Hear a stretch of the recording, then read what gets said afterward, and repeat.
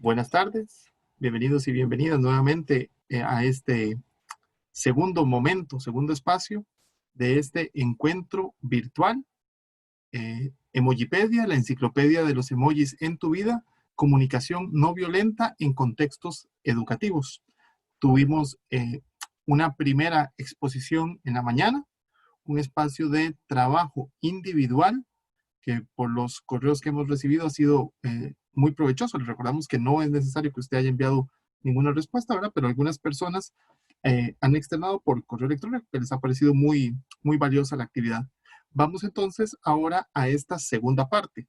Es la segunda exposición de este encuentro virtual que se extenderá desde este momento hasta las 2:15 de la tarde. Les recordamos que durante este periodo de 1 hora y 10 aproximadamente, usted puede ir planteando sus preguntas a través del botón de preguntas y respuestas que está en la parte inferior de sus pantallas. Le pedimos por favor utilizar únicamente para preguntas este mecanismo, este recurso del botón de preguntas y respuestas. Posteriormente, de las 2:15 a las 2:45, tendremos un espacio donde nuestra especialista de la tarde, Haydel Sequeira, pues nos va a estar atendiendo y respondiendo la mayor cantidad de preguntas que el tiempo nos permita. Entonces, sin más preámbulo, vamos a iniciar la exposición de la tarde. Le damos la palabra a Haydel. Bienvenida, Haydel.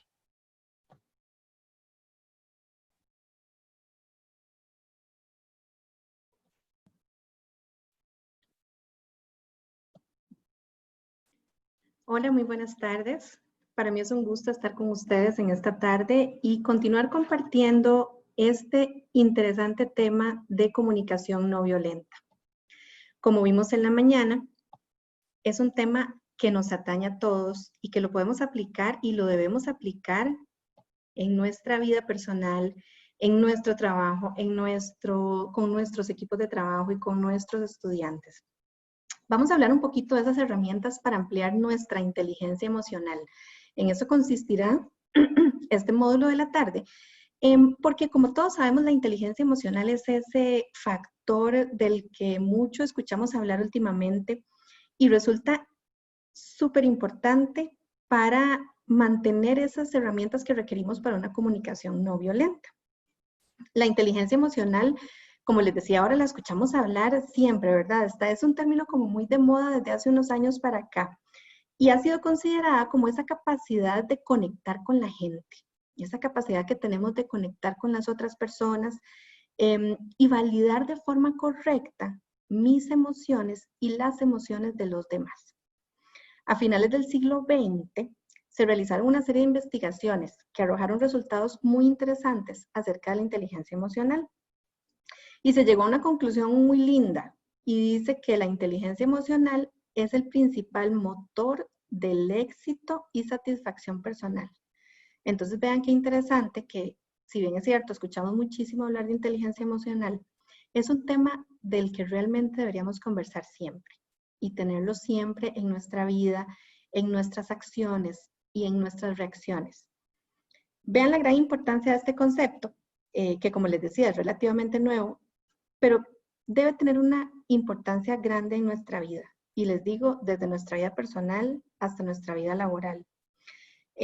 Han dicho los expertos que los mejores líderes son emocionalmente personas muy inteligentes. Y de aquí surge entonces la pregunta que nos hacemos muchas veces. Entonces, ¿qué es más importante? Esa inteligencia intelectual para la que nos preparamos académicamente, para la que vamos a una escuela, a una universidad, esa inteligencia técnica, esas capacidades técnicas para las que nos preparamos y para las que desde pequeños nos incentivan nuestros padres o las personas que están a nuestro cargo a desarrollar. Esas capacidades técnicas, recuerdan desde pequeñitos, ¿verdad? Tienen que estudiar, qué vas a hacer cuando seas grande, qué profesión quieres ejercer. Y ciertamente esa inteligencia técnica es una parte muy importante en nuestra vida. Sin embargo, no podemos desarrollar solo esa parte. Ya a través de los años se ha logrado demostrar que esta otra inteligencia, la inteligencia emocional, también nos va a ayudar. Y también es una inteligencia que podemos desarrollar que no existe una escuela a la que podamos ir para aprenderla y que no existe una maestría que podamos sacar que nos metan la inteligencia emocional, que no la pueden inyectar tampoco, pero que sí es posible contar con herramientas que nos ayuden a desarrollarla y que definitivamente la inteligencia emocional nos va a ayudar no solo a lograr una comunicación no violenta, sino que nos va a ayudar en todos los aspectos de nuestra vida y de la vida de las personas con las que nosotros nos relacionamos. En este cuadrante que vemos aquí en la diapositiva que les presento, vemos la inteligencia emocional, cómo ha sido explicada en función de cómo gestionamos nuestras emociones. Entonces vemos lo que sentimos y lo que hacemos en nosotros y en los demás. Vean qué cuadrante más interesante, porque es el cuadrante que vamos a tener en nuestra vida y que lo tenemos ahí dibujadito cada uno de nosotros en nuestro ser, y que si logramos entender y aprender a cómo gestionar cada uno de estos cuadrantes, vamos a lograr mejores resultados y resultados más positivos en nuestra vida y en nuestras relaciones con los demás. ¿Qué tenemos entonces? Lo que sentimos en nosotros. Autoconciencia. Esa autoconciencia que ya la vamos a ver más adelante. Lo que hacemos en nosotros, el autocontrol, que igual es un concepto muy común, que lo escuchamos muchísimo, pero que cuando nos sentamos a pensar realmente cómo es ese autocontrol y cómo hago para lograrlo, ahí es donde vamos a tratar de sacarle el jugo a estos minutos que vamos a tener juntos en este rato, para tratar de llevarnos herramientas que nos funcionen y con las que podamos soñarnos de vez en cuando para mejorar esa inteligencia emocional. Y en los demás, ¿cómo funciona? Entonces tenemos este mismo cuadrante, ya vimos la parte nuestra, y en los demás lo que sentimos se refleja en la empatía y lo que hacemos se refleja en las habilidades sociales. Hay muchos investigadores y especialistas que a este recuadro le han agregado la motivación, la parte motivacional en los 4 ejes. Entonces, vamos a ver de seguido cómo podemos hacer con cada uno de estos ejes que nos encontramos. Autoconciencia. Es esa capacidad de mirar sabiamente hacia nuestro interior. Y no es tan sencillo. ¿Por qué? Porque tenemos mucho ruido externo. Me imagino que a muchos de ustedes les ha pasado este ruido externo con el que del que estamos constantemente bombardeados. La autoconciencia nos permite una lectura muy cómplice de nuestras voluntades, de nuestros sentimientos, de nuestras emociones, de qué es lo que pensamos, de qué nos inquieta. Esa autoconciencia es ese análisis interno que hacemos, que tenemos que hacerlo con nosotros mismos, lograr quitar ese ruido externo y lograr pensar y determinar qué estamos sintiendo, cuáles son nuestras inquietudes.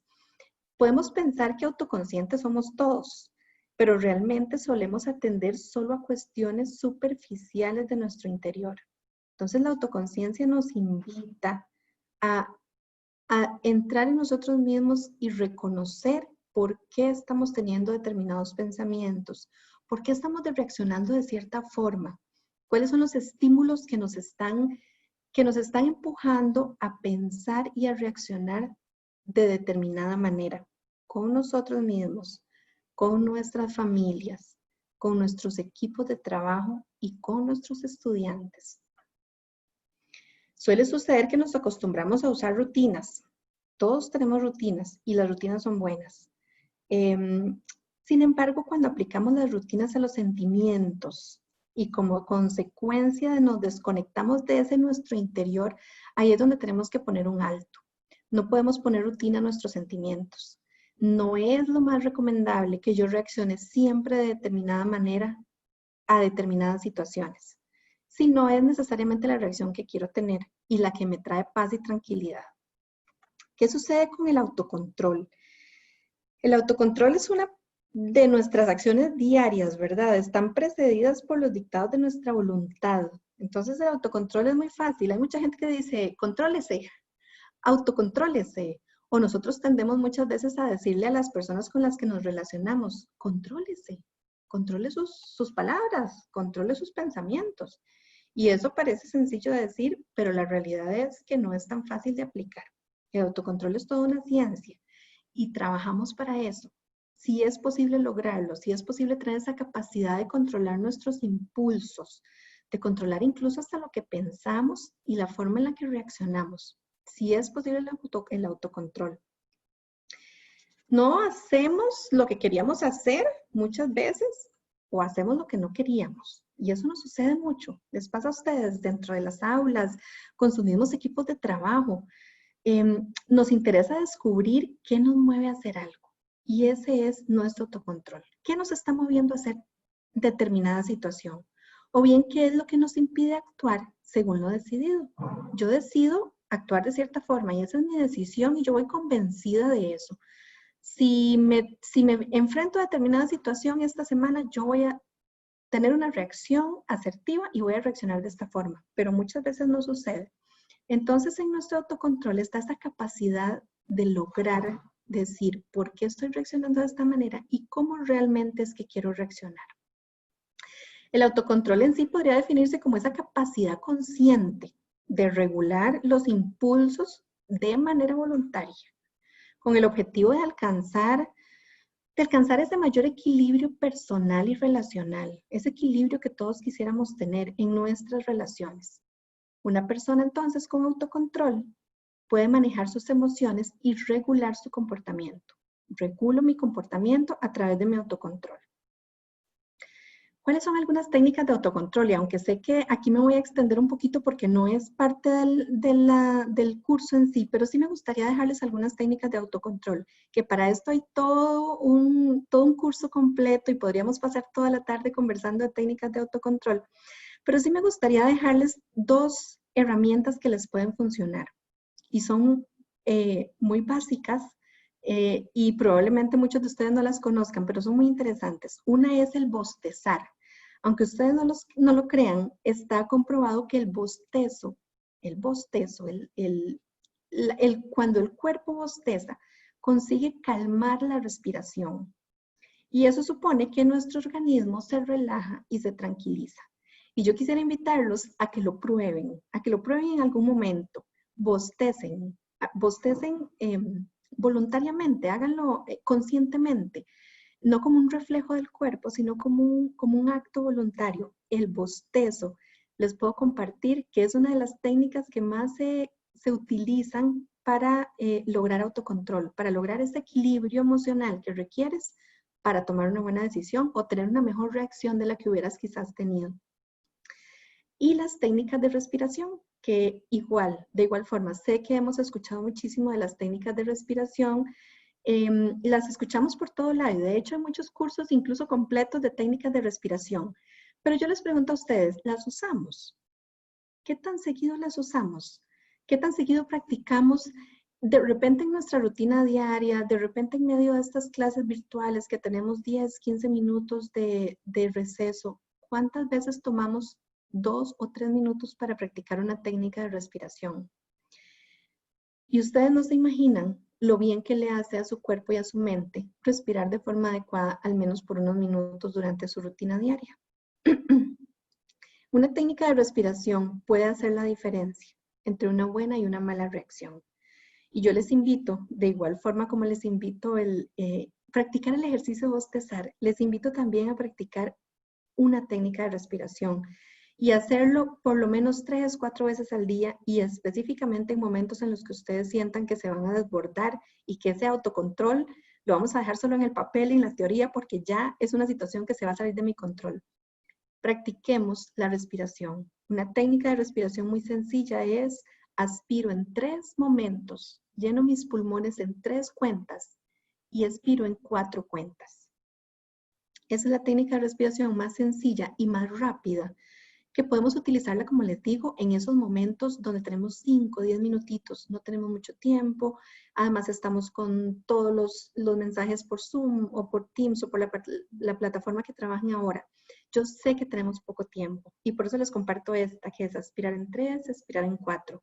Es una técnica muy sencilla que sé que les puede ayudar mucho en el autocontrol. Y les repito, recuerden el bostezo. y cuando lo practiquen van a entender esa sensación de equilibrio que logra un bostezo darle al cuerpo. Vamos con la empatía. Esa empatía también la hemos escuchado hablar muchísimo, ¿verdad? Se ha puesto muy de moda últimamente desde hace varios años ya. Y ha sido analizada mucho y ha variado mucho el concepto que tenemos de empatía por los estudios que se han hecho al respecto. Entonces decimos que la empatía es la habilidad para conectar con las emociones y motivos de los demás.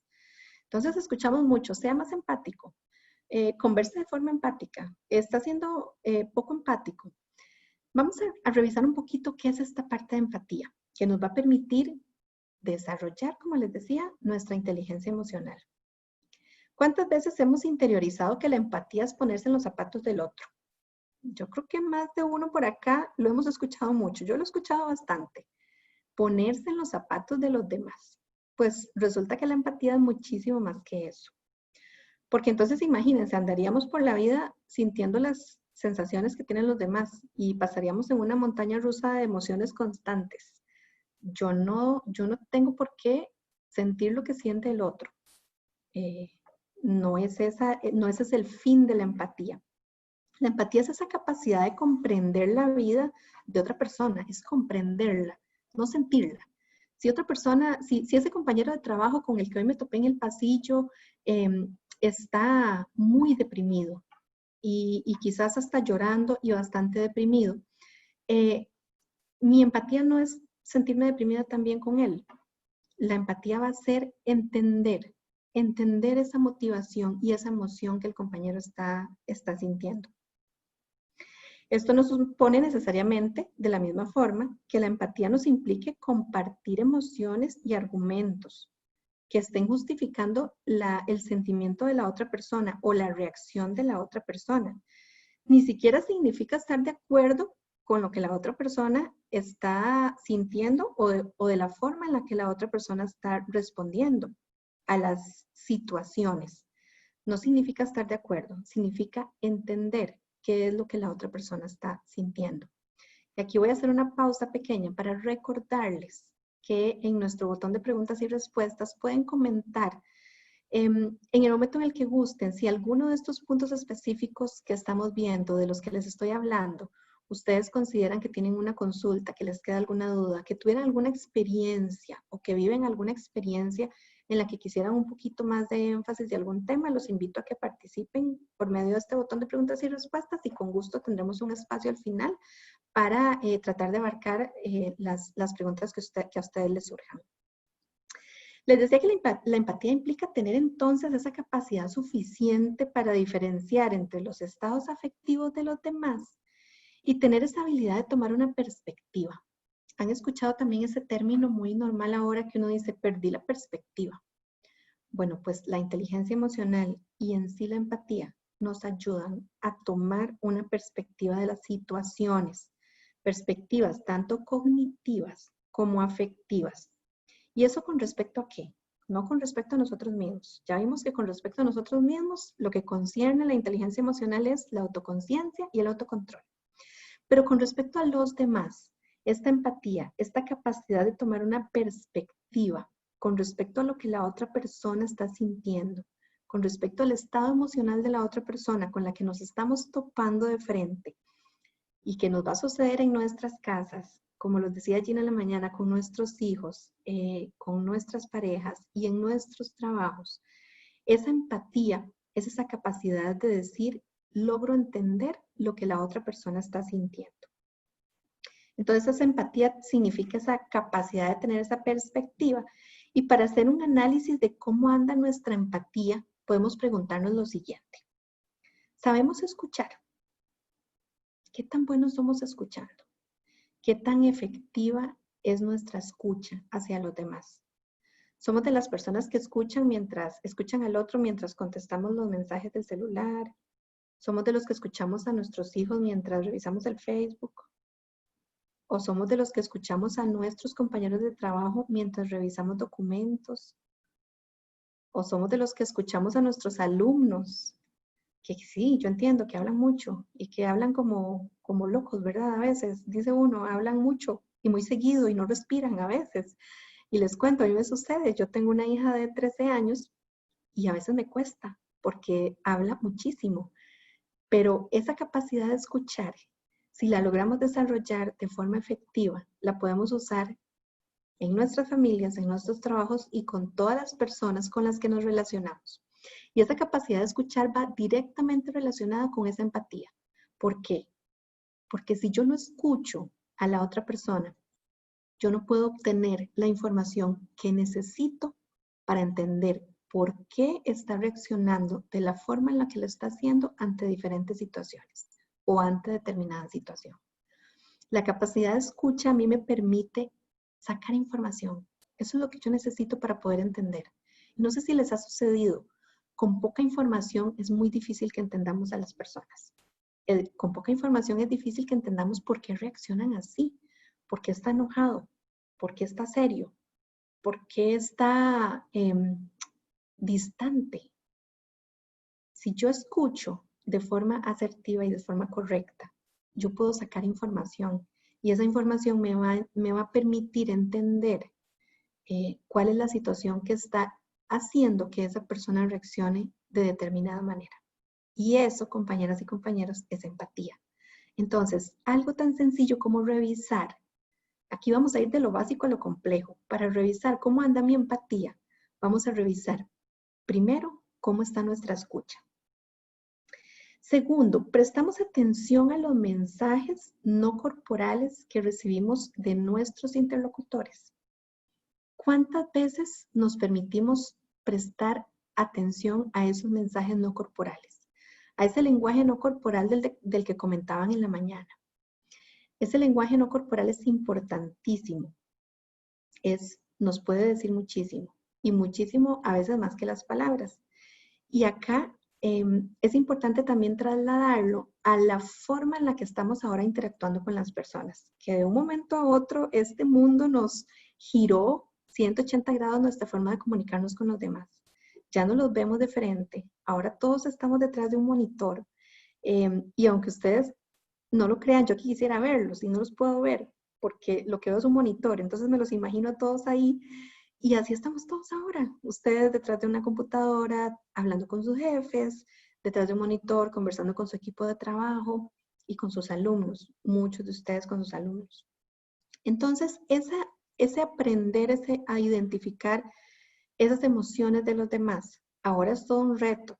Y nos han puesto un gran desafío al ponernos de un momento a otro, sin prepararnos, sin darnos unas inducciones adecuadas, este mundo nos ha puesto a aprender de un momento a otro a comunicarnos a través de sistemas a los que no estamos acostumbrados. Y eso aplica para nosotros y por supuesto aplica para las personas con las que nos estamos relacionando. Igual sensación tendrán los estudiantes que dejaron de ir a sus aulas y ahora se conectan a una computadora todo el día los que pueden. Que dejaron de ver a sus maestras, que dejaron de recibir esos abrazos y todo eso nos ayudaba con la empatía. Ahora la empatía tenemos que desarrollarla con las herramientas que tenemos y sé que es un desafío para todos nosotros y principalmente para ustedes. Entonces prestemos atención a esos mensajes no corporales, les decía. Ese lenguaje no corporal pero que nos dice sí, definitivamente algo pasa. Está molesto, está enojado, está ansioso, está deprimido. Si aprendemos a leer ese mensaje corporal, vamos a crear empatía. Y además, como tercer punto y tercera recomendación, mostramos comprensión ante los sentimientos de los demás. Una vez que logramos escuchar, una vez que nos prestamos atención a ese lenguaje corporal, no corporal, logramos identificarnos con esos sentimientos, o más bien invalidamos y de inmediato rechazamos o juzgamos las emociones que esa persona está expresando. Y eso lo conversaban en la mañana con Gina también. Pero entonces, ¿qué hacemos? Y hagamos un análisis interno y un análisis de conciencia y decir, ¿cómo estoy yo en esta parte de empatía? Ahí les dejo esos 3 elementos. Sabemos escuchar. Aprendamos a escuchar. Son ejercicios sencillos, pero tenemos que hacerlos todos los días y con todas las personas que nos rodean para lograr desarrollarlo como una costumbre, como un hábito. Prestamos atención a esos mensajes no corporales o estamos conversando y viendo para el otro lado, está lloviendo, ya empezó a llover, pero estoy escuchando a la persona que tengo aquí. No. Yo necesito ver a la persona para poder entender ese mensaje no corporal que me está dando, esos mensajes que me dicen sus ojos y el tono de su voz y el ceño fruncido. Y por último, analicemos a nuestro interior qué reacción estamos teniendo ante esos sentimientos de los demás. ¿Estamos validándolos como conversamos en la mañana? ¿O más bien estamos haciendo un rechazo o un juzgamiento a las emociones que esa persona expresa? El cuarto punto son las habilidades sociales. Y esa es nuestra última pieza del cuadrante. Esas habilidades sociales, esa capacidad que tenemos de relacionarnos satisfactoriamente con los demás, de gestionar conflictos. Y a conflictos no me refiero a problemas muy grandes, a conflictos me refiero a problemas incluso pequeños. Todas las personas y los conflictos son parte de nuestra vida y parte de las relaciones humanas. Y todos estamos sumergidos en muchos momentos de nuestra vida en conflictos. Desde cosas muy pequeñas que pueden llegar a escalar y hacerse grandes, hasta cosas que de repente empiezan grandes de una vez. Pero entonces son estas habilidades sociales las que nos permiten relacionarnos de forma satisfactoria con los demás, gestionar esos conflictos, comunicarnos claramente e influir sobre las personas. Y ese influir sobre las personas a veces suena un poco desafiante, ¿verdad? Solemos pensar en algunos momentos que influyen sobre las personas solo los líderes, los grandes líderes son los que influyen y no. Es lindísimo cuando podemos interiorizar que todos y cada uno de nosotros somos líderes en nuestra vida y somos líderes ante las personas con las que nos relacionamos y podemos influir positivamente en ellas. Hay investigaciones recientes muy interesantes que han dicho que sonreír, y aquí va mi tip en esta parte de habilidades sociales, que sonreír influye de manera positiva en las demás personas, en tus interlocutores. Entonces, acá les dejo este tip que es muy sencillo, pero practíquenlo y empiecen a ver los efectos positivos que pueden tener. Sonreír está demostrado que influye positivamente en las personas. No es lo mismo que yo le diga a mi compañero de trabajo, ¿me presta por favor el informe porque no lo tengo? A que le diga, usted sería tan amable de prestarme el informe, viera que no lo localizo y de verdad lo necesito. Esa sonrisa que ustedes puedan sacar, esa sonrisa que ustedes puedan mostrar y ojalá que lo desarrollen como una herramienta cotidiana en sus relaciones, les va a permitir ver cómo puede cambiar y mejorar la forma en la que ustedes se relacionan con los demás y en la que pueden influir en los demás. Validemos nuestras emociones, no como algo bueno o algo malo. Esta inteligencia emocional que nos permita validar nuestras emociones como una valiosa fuente de información. Esa fuente de información, como les decía ahora, que nos permitirá obtener más autoconciencia, más autocontrol para nosotros mismos y al mismo tiempo más empatía y más habilidades sociales para con los demás. Vamos a ver estas herramientas para evitar juicios y ampliar nuestra inteligencia emocional. Y quisiera que de todas estas nos llevemos las que más nos parezcan interesantes y las guardemos ahí en un rinconcito de nuestra memoria para que las saquemos todos los días y las apliquemos, tanto en nuestra familia como con nuestros compañeros de trabajo. Detectamos las emociones que hay detrás de los actos. Hay que detectar esas emociones que hay detrás de los actos. ¿Cuál es la emoción, como les decía ahora? ¿Cuál es la emoción que está detrás de mis actos y de los demás? ¿Cuál es ese? Vamos a ponerle nombre a esas emociones, que lo conversábamos también en la mañana. Y se los reitero porque es muy importante. Yo necesito tener la capacidad o desarrollar esa habilidad de ponerle nombre a las emociones que estoy teniendo. Y no es tan sencillo como decir estoy triste o estoy feliz, porque no todo es o blanco o negro o sí o no. Detrás de esa tristeza, ¿cuál es? Quizás la tristeza es la emoción primaria, pero ¿cuáles son esas emociones secundarias que están detrás de eso? Entonces debemos aprender a ponerle nombre y detectar de esa forma cuáles son las emociones que hay detrás de mis actos y de los actos de los demás. Ampliar el vocabulario emocional. Eso suena muy, muy lindo, ¿verdad? Eso de vocabulario emocional. Y es un tema muy amplio, pero ¿cuántas veces nos ha pasado que ante la pregunta, ¿cómo estás?, la respuesta que damos o que obtenemos es bien o mal? ¿Cuántas veces nos pasa? ¿Cómo estás? ¿Bien o mal? Esas dos palabras son como las muletillas de una pregunta como esta. Y vean lo importante que es desarrollar un vocabulario emocional, porque nos ayuda a tener más respuestas que bien o mal. Bien o mal es una respuesta muy, muy vacía, un poco hueca incluso. Cuando nos preguntan cómo estamos, quisiéramos tener un vocabulario con el cual podamos identificar y reconocer en nosotros mismos y en los demás adecuadamente esas emociones.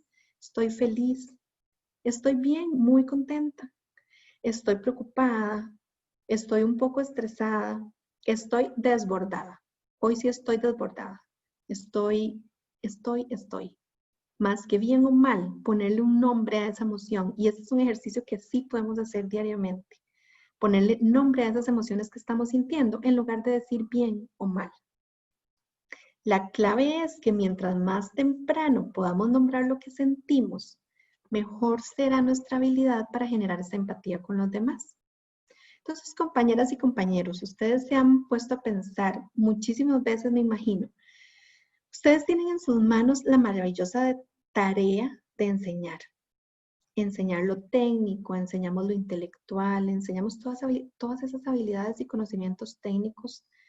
¿Y qué tal si intentamos también enseñar esa inteligencia emocional a nuestros alumnos, a nuestros estudiantes? Es todo un reto, ¿verdad? Suena como un gran desafío, pero sí es posible. Seamos espejo para nuestros estudiantes, seamos espejo para nuestras familias, seamos espejo para nuestros compañeros de trabajo, incluso desde la inteligencia emocional. Seamos un espejo de que la inteligencia emocional sí se logra y sí se logra desarrollar de forma completa, y eso nos ayuda a cambiar nuestra vida y las vidas de las personas que nos rodean. Continuamos. No te dejes engañar por las apariencias emocionales. Esas apariencias emocionales, estoy seguro de que todos hemos escuchado en algún momento la frase las apariencias engañan. Bueno, esa frase está muy relacionada y muy dirigida a las apariencias físicas, ¿verdad? Muchas veces decimos las apariencias engañan y nos referimos a la forma en la que la persona habla, la forma en la que la persona viste, etc. Pero también esa frase aplica a la apariencia emocional. Entonces, no nos dejemos engañar por las apariencias emocionales. Muchas veces decimos, fijo, bien enojado el jefe. Fijo, bien enojado, ya lo vi. Ya le vi la cara. Quizás sí, pero quizás no. Entonces, trabajamos en obtener más información de la persona a la que ya le estamos juzgando y ya le estamos categorizando cierta emoción cuando no tenemos la información para saber si de verdad estamos acertados en esa emoción que estamos interpretando. No nos dejemos engañar por las apariencias emocionales. Tenemos que tener la asertividad suficiente para obtener la información de esas personas y lograr determinar qué los está motivando a reaccionar, a pensar e incluso a tener la apariencia que nos están mostrando en determinado momento. No juzgamos la forma en que nos sentimos.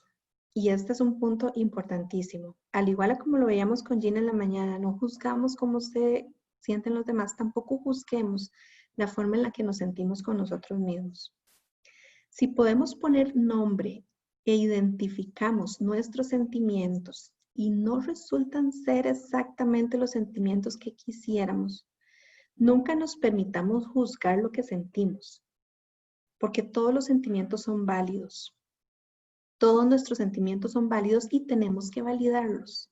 Tenemos que validarlos. Está bien que yo me sienta triste a veces. Está bien que me sienta confusa muchas veces con estos nuevos sistemas que estamos utilizando. Está bien que me sienta frustrada. Yo no estaba acostumbrada a ver a mis estudiantes, en el mejor de los casos, por computadora. Yo no estaba acostumbrada a esto. Está bien que me sienta así. No podemos juzgarnos por ese sentimiento que estamos teniendo en determinado momento. No está mal sentirnos cansados, no está mal sentirnos abrumados ni alterados. Y mucho ojo con esto. Cuidado con las máscaras emocionales que nos ponemos a raíz de estos juzgamientos. ¿Qué les suena máscaras emocionales? Pues sí, son máscaras. Nos ponemos una máscara a nuestras emociones, así como las mascaritas que nos ponemos a veces en la cara, nos ponemos una máscara a nuestras emociones. Es usual que usemos estas máscaras para evitar demostrar lo que realmente estamos sintiendo. Pero entonces, ¿qué sucede? ¿Cuál es el peligro de esto? Corrimos un gran riesgo, que de tanto usar esa máscara, al final no seamos capaces de mostrar quién realmente somos y qué es lo que realmente estamos sintiendo. En el ámbito laboral muchas veces nos acostumbramos a llevar esas máscaras, esa que decidimos ponernos, ¿verdad? Encima de lo que realmente sentíamos. Sobre todo para aparentar muchas veces esa fortaleza o ese profesionalismo que en los trabajos se nos exige. Actuamos como si nada nos afectase, dando una versión más competente de nosotros mismos con esa máscara. Entonces hoy decido que esta tristeza que tengo o esta angustia que estoy sintiendo por la forma en la que los alumnos van a terminar su ciclo lectivo, la voy a disfrazar, le vamos a poner una máscara. En ocasiones estas máscaras podrían parecernos nuestras aliadas y decir, yo voy mejor con máscara porque así sigo demostrando que soy muy competente, sigo demostrando que soy muy profesional. Pero el muro que creamos a nuestros verdaderos sentimientos se hace muchas veces tan real que no podemos deshacernos de él. Y ese es un momento en el que comenzamos a engañarnos a nosotros mismos y a no aceptar cosas que nos ocurren o cosas que sentimos. Cuando no aprendemos a gestionar nuestras emociones sin darnos cuenta, tratamos de evitarlas. Y eso pasa mucho. Pensemos cuántas veces de verdad tratamos de negar nuestras emociones y en el corre-corre de la vida decimos, sí, estoy triste, pero no, ahorita se me pasa. Sí, estoy angustiada. Ay, bueno, pero igual tengo que terminar esos trabajos. En esa angustia negamos el miedo, negamos la tristeza y cualquier otro grupo de sentimientos que podamos tener por ahí para que nadie sepa cómo nos sentimos. Como si eso los fuera a eliminar y no los elimina. Y lo que realmente provocamos son conflictos internos, esos conflictos que no queremos ahorita y en ningún momento. Conflictos internos que pueden derivar en episodios de estrés, que nos pueden generar angustia, desesperanza, depresión y hasta enfermedades físicas. Entonces, aprendamos a no juzgarnos, no juzguemos nuestras emociones. Descubre el mensaje oculto en tu lenguaje corporal. Y es lo mismo que conversábamos ahora, así como quisiéramos desarrollar esa capacidad de descubrir el lenguaje oculto en las otras personas, también aprendamos a descubrir el mensaje oculto en nuestro lenguaje corporal. ¿Qué es lo que estamos queriendo decir? Porque hoy estoy así. Veámonos en un espejo y decimos, ¿cuál es hoy mi lenguaje corporal? ¿Cuál es hoy mi lenguaje no verbal? Y está reflejando lo que realmente quiero reflejar. Controla lo que piensas para controlar cómo te comportas. ¿Qué tal si aprendemos a limpiar nuestra mente frecuentemente, así como cuando limpiamos nuestra casa? Sería un ejercicio lindo de hacer, ¿verdad? Aprender a limpiar nuestra mente. Podemos iniciar estos ejercicios de limpiar nuestra mente revisando y cambiando ese lenguaje corporal del que hablamos. ¿Qué tal si intentamos vaciar nuestra mente por un minuto? Y estos son ejercicios y tips que nos dan para poder intentar controlar lo que pensamos y así controlar cómo nos comportamos. Hagamos este ejercicio cuando lo ocupemos. Vaciar nuestra mente por un minuto. Cambiar el foco de nuestros pensamientos. Si estoy pensando solo en el problema que me tiene estresada, cambiemos por unos minutos el foco de nuestros pensamientos. Démosle un respiro a nuestra mente. Nuestra mente muchas veces necesita respirar también, necesita un espacio, necesita hacer un paréntesis para tranquilizarse y estabilizarse. Y les puedo asegurar que todos y todas ocupamos más comúnmente de lo que creemos decirle a nuestro cerebro a veces, basta. basta de lo que estás pensando, basta de lo que estás pensando en este momento. Entonces, esa palabra basta en mayúscula y con signos de admiración, tengámosla en nuestro bolsillo. También se vale a veces, así como le decimos a las demás personas a veces, basta de lo que estás diciendo. Así también, de vez en cuando, necesitamos decirle a nuestro cerebro, basta de lo que estás pensando. Porque eso que estás pensando me va a llevar a actuar de determinadas formas que no son de las que quiero actuar. Vean el punto número 8. Lleva un diario emocional. El efecto Bridget Jones. Eso del diario emocional también se escucha mucho últimamente. Y les voy a contar de qué se trata muy rápidamente para que los que quieran y puedan hacerlo están invitados. Es una herramienta que de verdad les puede ayudar muchísimo a controlar las emociones y a desarrollar una mejor inteligencia emocional. Esto se trata de un diario opcional y personal. ¿Y qué quiero decir con eso? No se lo imponemos a nadie. No obligamos a nadie a hacerlo. Tiene que ser opcional. Y por supuesto personal. En el que vamos a registrar las emociones que acompañan a las distintas situaciones con las que nos topamos a diario. Entonces, en nuestro día a día, esas emociones con las que nos topamos son las que vamos a registrar en nuestro diario emocional. Estas emociones deben escribirse con la mayor cantidad de detalles posibles. ¿Por qué? Porque eso nos ayudará a conocernos mejor. Y ustedes saben, en este punto, la importancia de conocernos mejor. Tenemos que conocernos a nosotros mismos para lograr identificar cuáles son esos espacios en los que necesito mejorar mi inteligencia emocional. Así que el diario emocional nos va a permitir eso, conocernos. No consiste, por lo tanto, en dar solución a nuestros sentimientos. El diario no va a solucionar los sentimientos. Más bien nos va a ayudar a ubicarlos e identificarlos con el fin de comprenderlos. Necesitamos comprender nuestros sentimientos y ese diario nos va a ayudar en esto. Lo primero que debemos hacer rápidamente es buscar un librito, una libreta, unas hojas, algo donde queramos llevar nuestro diario emocional o un dispositivo electrónico. Elegir el momento del día en el que vamos a preferir escribir. Y vamos a describir en nuestro diario brevemente cómo te has sentido en todas las situaciones del día. Tanto las malas como las buenas. Y aquí es muy importante este detalle. No solo las emociones malas tenemos que describirlas, las malas y las buenas. Podemos hacer preguntas que nos ayuden a reflexionar. Por ejemplo, ¿qué produjo la emoción? O ese estado de ánimo que tuve hoy, ¿qué lo produjo? ¿O qué pensamientos vinieron a mi mente en el momento en el que estaba sintiendo esa emoción? ¿Qué pensamientos se vinieron a mi mente en ese momento? Se trata de hacer una reflexión acerca de la respuesta emocional que damos ante determinadas situaciones. Y una vez que lo anotamos todos los días a la misma hora, identificamos esas emociones que nos hizo sentirlas, cuáles fueron esos puntos o esos focos que los provocaron. Pasadas unas semanas volvemos a leer el diario y hacemos preguntas similares a ¿qué emociones se repiten? ¿Cuáles son esas emociones que se están repitiendo en mi vida? Sí, mira, tengo 2 semanas y en 2 semanas esta emoción la he anotado 5 o 6 veces. ¿Cuáles son esas emociones que estoy experimentando?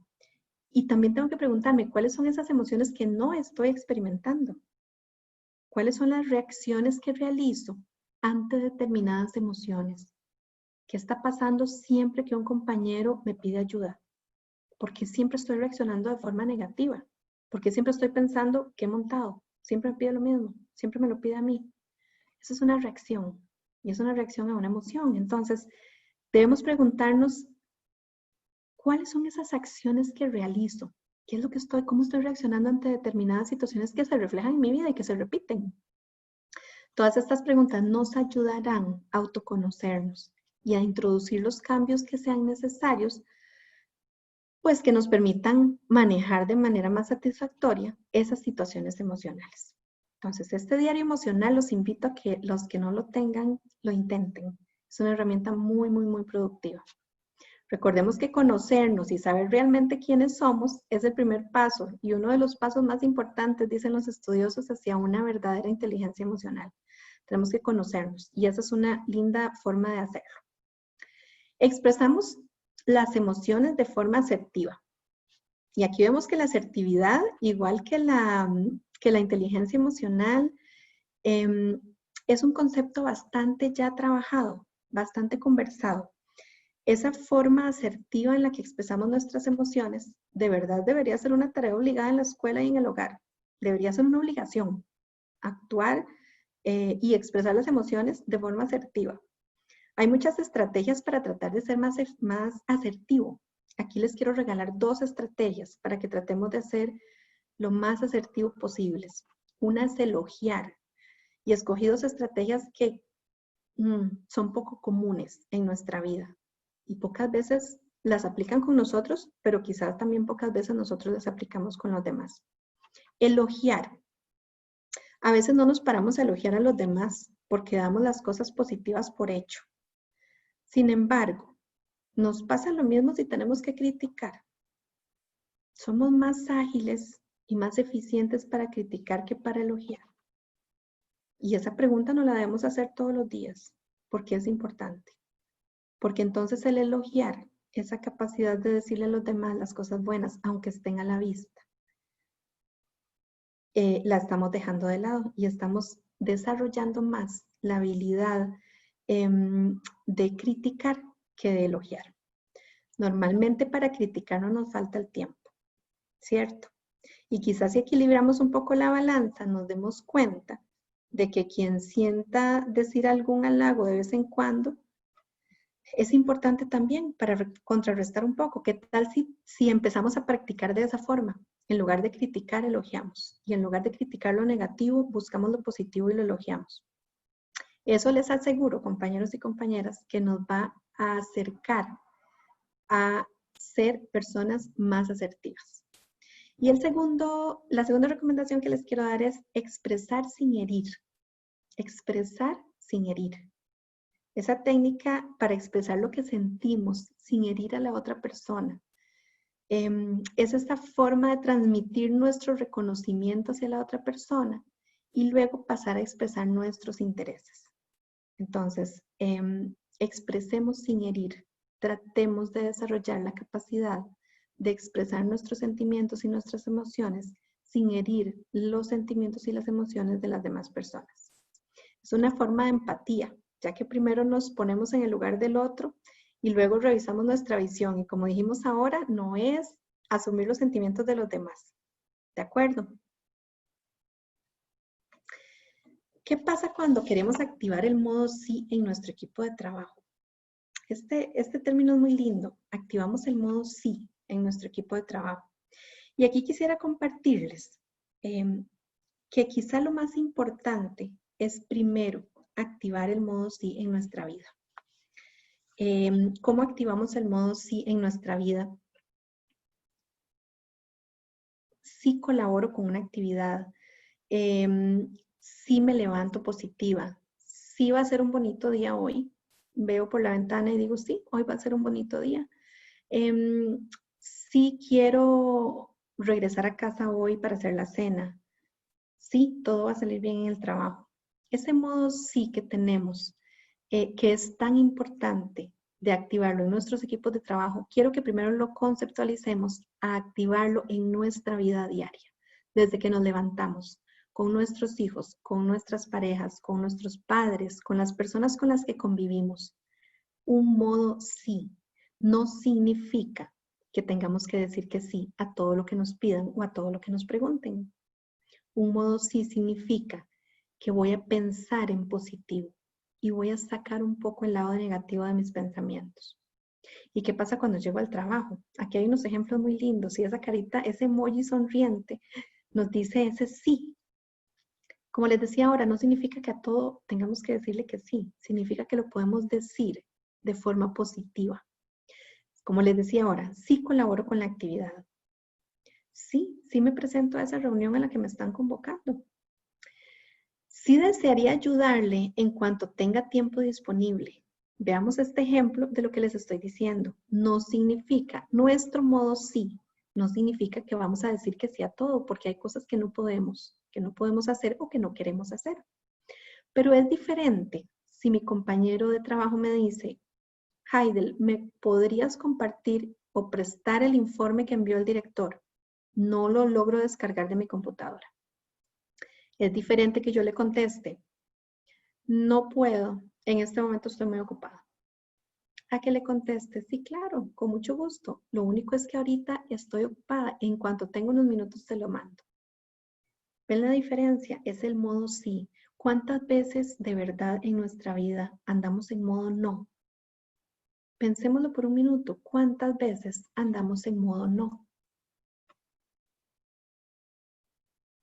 Muchas veces, ¿verdad? Muchas veces nos levantamos en modo no. Entonces, tratemos de pensar en desarrollar ese modo sí en nuestra vida y en nuestros equipos de trabajo. Si entiendo lo que dice, le expondré mi punto de vista. Vean qué interesante este. Sí entiendo lo que dice, pero le expondré mi punto de vista. No necesariamente estamos de acuerdo con lo que la otra persona nos está manifestando. En lo que estamos de acuerdo, pero lo estamos enfocando desde un punto de vista positivo. Sí entiendo lo que usted me está transmitiendo. Ahora, si usted me permite, yo le voy a explicar mi punto. Es diferente a decir, no, está usted totalmente equivocado, eso que usted está diciendo no tiene ningún sentido, no tiene razón y además me voy porque me molesta lo que me dijo. ¿Ven el modo sí y el modo no? Es un término muy lindo y muy complicado y es todo un desafío, yo lo sé, es todo un desafío, pero lo podemos practicar diariamente. Sí le comparto los materiales, no los tengo a mano, pero los buscaré. Sí, estoy dispuesto a que conversemos de este tema y lleguemos a un acuerdo. Vean que hasta cuando hay una situación de conflicto en la que se generan conflictos con alguna persona, podemos incluso activar nuestro modo sí. Sí estoy dispuesto a que conversemos de este tema y lleguemos a un acuerdo. Como les ponía ahora el ejemplo, es diferente a decir no. Entonces, ese modo sí y ese modo no, con el que nos levantamos muchas veces, con el que tratamos a nuestras familias, con el que tratamos a nuestros vecinos, con el que llegamos al trabajo desde temprano.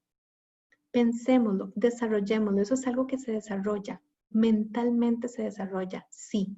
Activar el modo sí.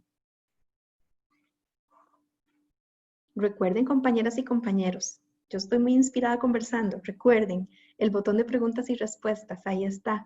Cualquier pregunta que les surja, o algún comentario, o eso no me quedó claro, o no estoy de acuerdo.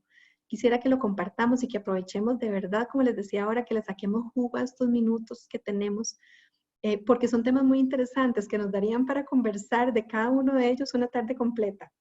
Entonces los invito a que recuerden el botoncito de preguntas y respuestas y nos envíen sus dudas o sus inquietudes o sus comentarios. ¿Cómo podemos ser más asertivos en nuestro entorno laboral? Y si ven todos estos temas de los que hemos estado conversando, todos van directamente relacionados con nuestra comunicación no violenta. Todos estos temas de los que hemos conversado nos llevan por distintos caminos y son hilos que todos se unen a lograr tener esa comunicación no violenta en las aulas, en las casas, en nuestras vidas que queremos lograr. Todas estas son pequeñas herramientas. Véanlo como una caja de herramientas grande en la que estamos tratando de meter todos estos pequeños artefactos que nos van a servir en algún momento, que nos van a hacer personas más asertivas, que van a lograr que esa comunicación, como lo veían con Gina en la mañana, que muchas veces no queremos que sea violenta y resulta serlo para la otra persona.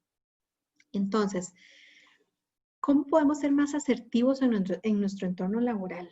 Eso es también un desafío complicado y recordemos, es un desafío mayor ahora que estamos trabajando desde la virtualidad, desde una computadora, donde no nos vemos bien, donde ya no tenemos esa conexión física que es tan importante, donde muchas veces ni siquiera podemos ver los gestos corporales, donde ese lenguaje no verbal muchas veces nos cuesta un poquito más identificarlo. Entonces estamos ante un desafío enorme, no solo de lograr todas estas herramientas y lograr llenar esa caja de herramientas que queremos de artículos que nos ayuden a evitar una comunicación violenta, sino que además ahora tenemos que trasladarlo a nuestra realidad virtual en la que estamos, en la que nos metieron desde hace ya varios meses. Entonces les decía, ¿cómo podemos ser más asertivos? Reconoce que eres valioso y acepta las diferencias. Esa es parte de nuestra asertividad. Nosotros tenemos que reconocer lo valiosos que somos y aceptar las diferencias que tenemos con los demás. No todos somos iguales, no todos pensamos igual. En el tanto en el que nosotros logremos reconocer, aceptar y validar internamente que somos valiosos y que aceptamos las diferencias que tenemos con las demás personas, vamos a lograr ser más asertivos y vamos a lograr una mayor inteligencia emocional, que nos va a permitir no desbordar nuestras emociones porque vemos que la otra persona no logra entender o no logra hacer determinada cosa como la hago yo. Yo soy valioso y todas las demás personas con las que interactúo también son valiosas y somos diferentes. Y una vez que aceptamos esas diferencias y nos ponemos en modo sí, así como viene la imagen que les estoy proyectando, sí, sí, sí, sí, todo en modo sí, vamos a aumentar nuestra asertividad y esa caja de herramientas que nos va a ayudar a lograr una mejor inteligencia emocional se va a hacer más robusta. Conoce tus límites y respétalos. Y eso nos cuesta mucho también. Nos cuesta mucho a veces conocer esos límites que tenemos y respetarlos y aceptarlos. Y decir, yo conozco mis limitaciones y trabajo con ellas y vivo con ellas. Y quizás aquí, compañeros, lo más importante es, efectivamente, cada quien es la única persona que puede reconocer sus limitaciones. Yo no puedo y no debo permitir que alguien más me diga cuáles son mis limitaciones. Yo debería ser capaz de reconocer mis límites, de aprender a vivir con ellos y de respetarlos y de buscar en mi caja de herramientas cuáles son las que ocupo para poder sobrevivir con esos límites y sobrevivir de manera bien, sobrevivir con esos límites. Entonces, conozcamos nuestros límites, respetémoslos, aprendamos a vivir con ellos. Aprender que no siempre se gana. Somos más asertivos cuando logremos aprender que no siempre vamos a ganar, que no siempre todas las batallas van a estar a nuestro favor.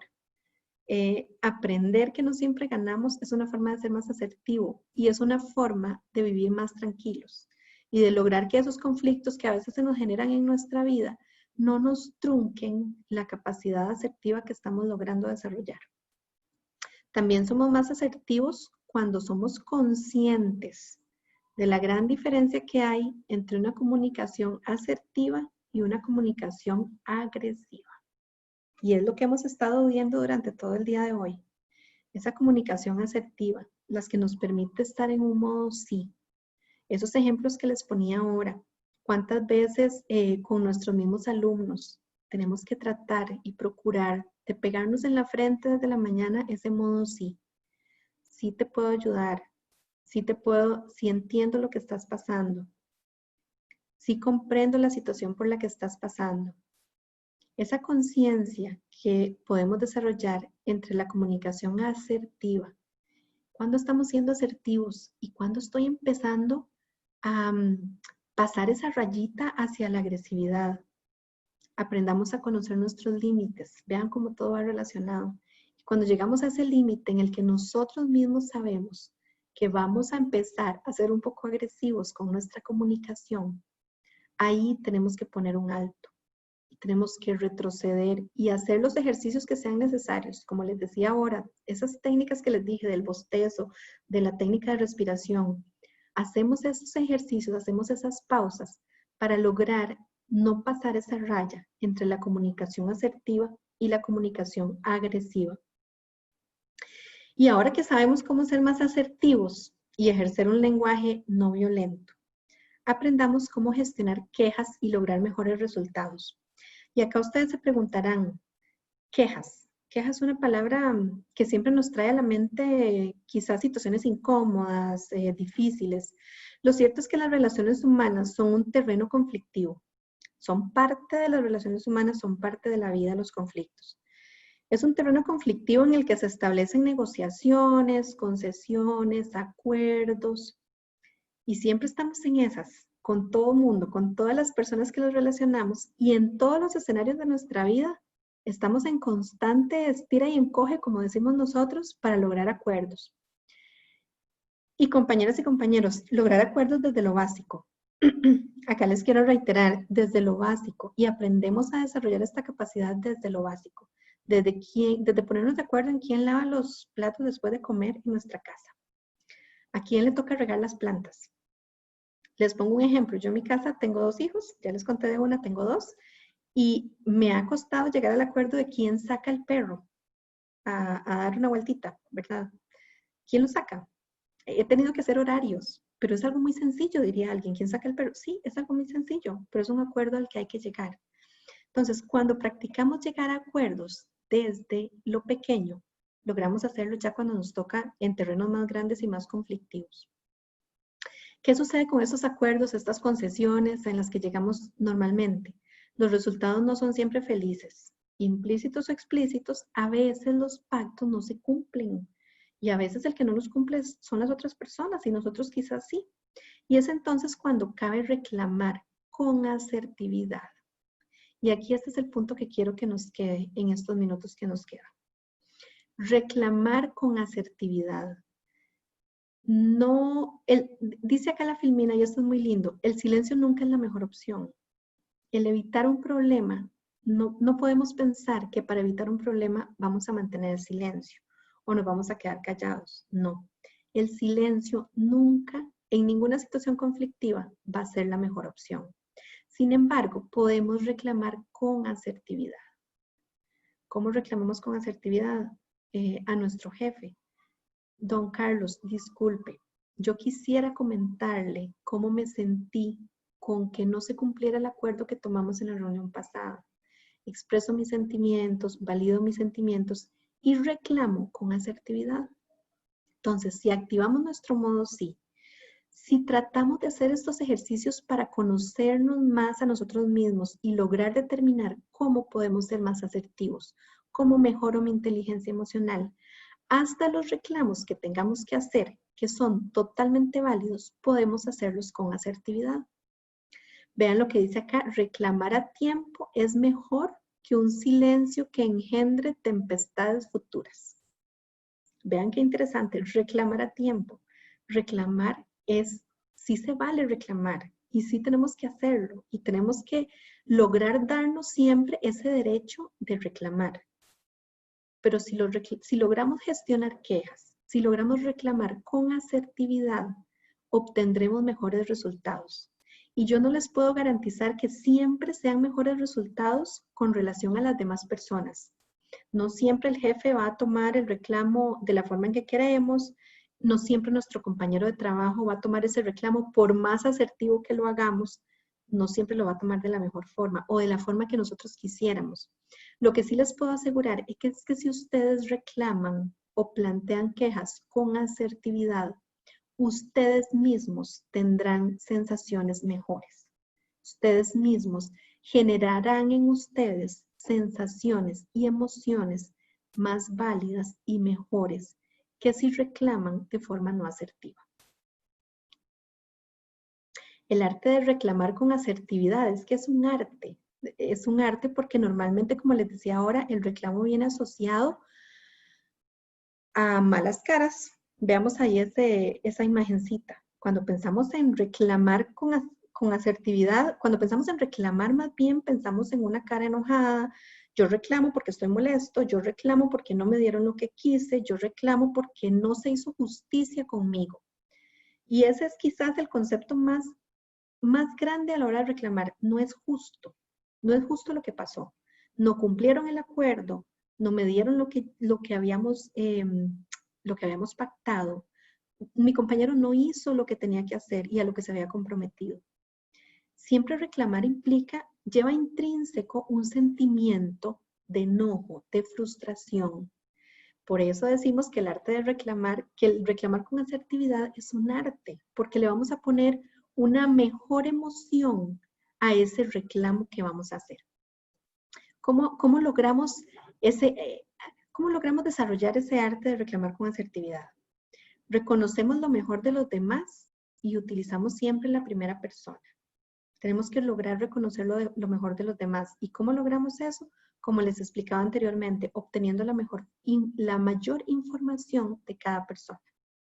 Necesitamos obtener la mayor información de nuestros interlocutores para poder reconocerlos y para poder reconocer lo mejor en ellos.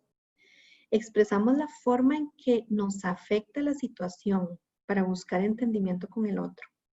¿Cómo me afecta a mí que no hayas cumplido con el trato al que llegamos? ¿Cómo me afectó? Don Carlos, le expongo cómo me sentí y cómo me afectó el que usted no me diera las vacaciones que habíamos acordado. Me afectó porque mi familia ya tenía planeado una actividad junta.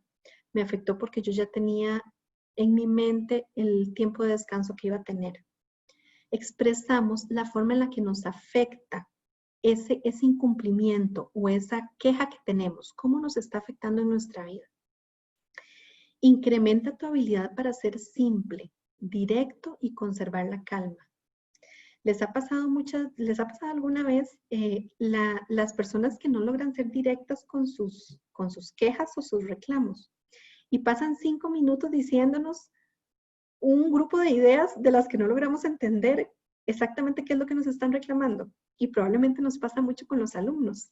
Yo puedo intuir que probablemente les pasa a ustedes mucho con los alumnos, que dicen y dicen y dicen y dicen y uno no logra entender cuál es el reclamo. Entonces, incrementemos nosotros mismos a la hora de reclamar esa habilidad de ser simple, de expresar lo que nos afecta, qué fue lo que no se cumplió y expresarlo de forma simple, directa y principalmente conservando la calma. Principalmente conservando la calma, porque ahí, al conservar la calma, estamos siendo asertivos y vamos a lograr ser más asertivos. Si, como les decía ya temprano, si de principio llegamos con una actitud exaltada, con una actitud pues enojados, ya perdimos la asertividad y ya eso se va a volver en un reclamo normal, como los que estamos acostumbrados a recibir y hacer. Y el arte de reclamar con asertividad nos implica ser directos y conservar la calma. ¿Qué nos implica también? Para que te traten con justicia, debes ser paciente y persistente. Entonces, la calma, la paciencia y el ser persistentes nos van a ayudar a hacer esos reclamos de forma asertiva. Y como les decía ahora, esa forma asertiva en la que hagamos nuestros reclamos nos va a ayudar no solo con nuestros interlocutores, sino también con nosotros mismos, con esas emociones que nosotros vamos a generar a la hora de ir y hacer un reclamo. Hagamos de la comunicación no violenta nuestro lenguaje de vida. Vean qué lindo mensaje con el que quiero cerrar esta intervención. Hagamos de la comunicación no violenta nuestro lenguaje de vida. Y le agregaría esto, pongámonos en modo sí, siempre. Acostumbrémonos a vivir en modo sí. Yo sé que es difícil, sé que es un reto y un desafío para todos. Lo es para mí todos los días. Pero les aseguro que cuando uno logra al menos un día ponerse en ese modo sí, las cosas cambian, las sensaciones cambian y las emociones también pueden cambiar. Voy a darle en este momento un pase a Marcelo para que nos cuente si tenemos alguna pregunta en nuestro chat, alguna pregunta en la que les pueda yo ayudar. Muchas gracias, Haydel. Efectivamente, tenemos algunas preguntas que nos han estado haciendo. Les recordamos, pueden seguir haciendo sus preguntas a través del botón de preguntas y respuestas que está ubicado en la parte inferior de las pantallas. Esta primera pregunta dice, si nos podría recomendar algunas estrategias que se puedan utilizar para potenciar la autorregulación y la comunicación asertiva con niños y niñas de primera infancia, digamos de meses a 4 años. Sí, claro que sí. En este espacio voy a solicitarle a mi compañera Gina que nos colabore. Ella es especialista en niños de primera infancia y me encantaría que ella nos regale sus aportes con base en su conocimiento y su experiencia, que pues, ha sido una experiencia muy amplia con niños de primera infancia, para que nos comparta esos aportes que les puedan ayudar en este tema.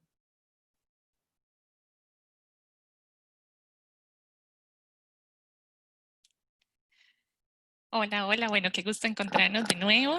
Sí, me encanta la pregunta porque en la primera infancia es el momento ideal, claramente, para empezar a entrenar y para empezar a formar en inteligencia emocional.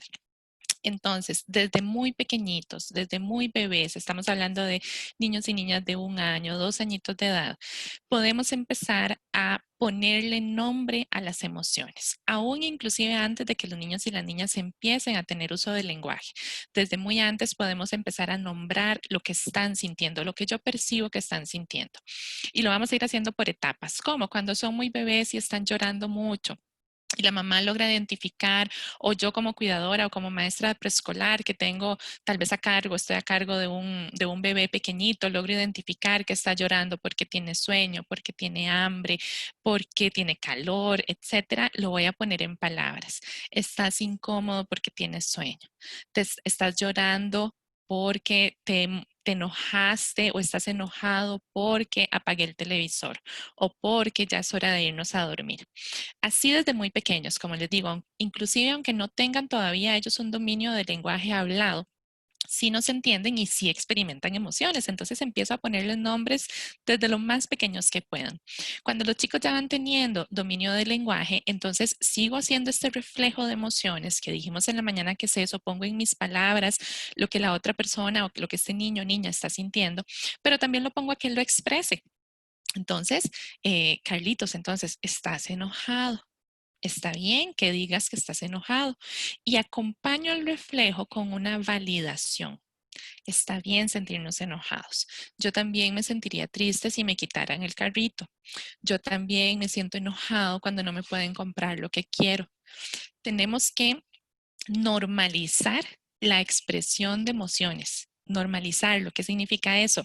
Está bien que nos sintamos tristes, está bien que te sientas enojado en este momento.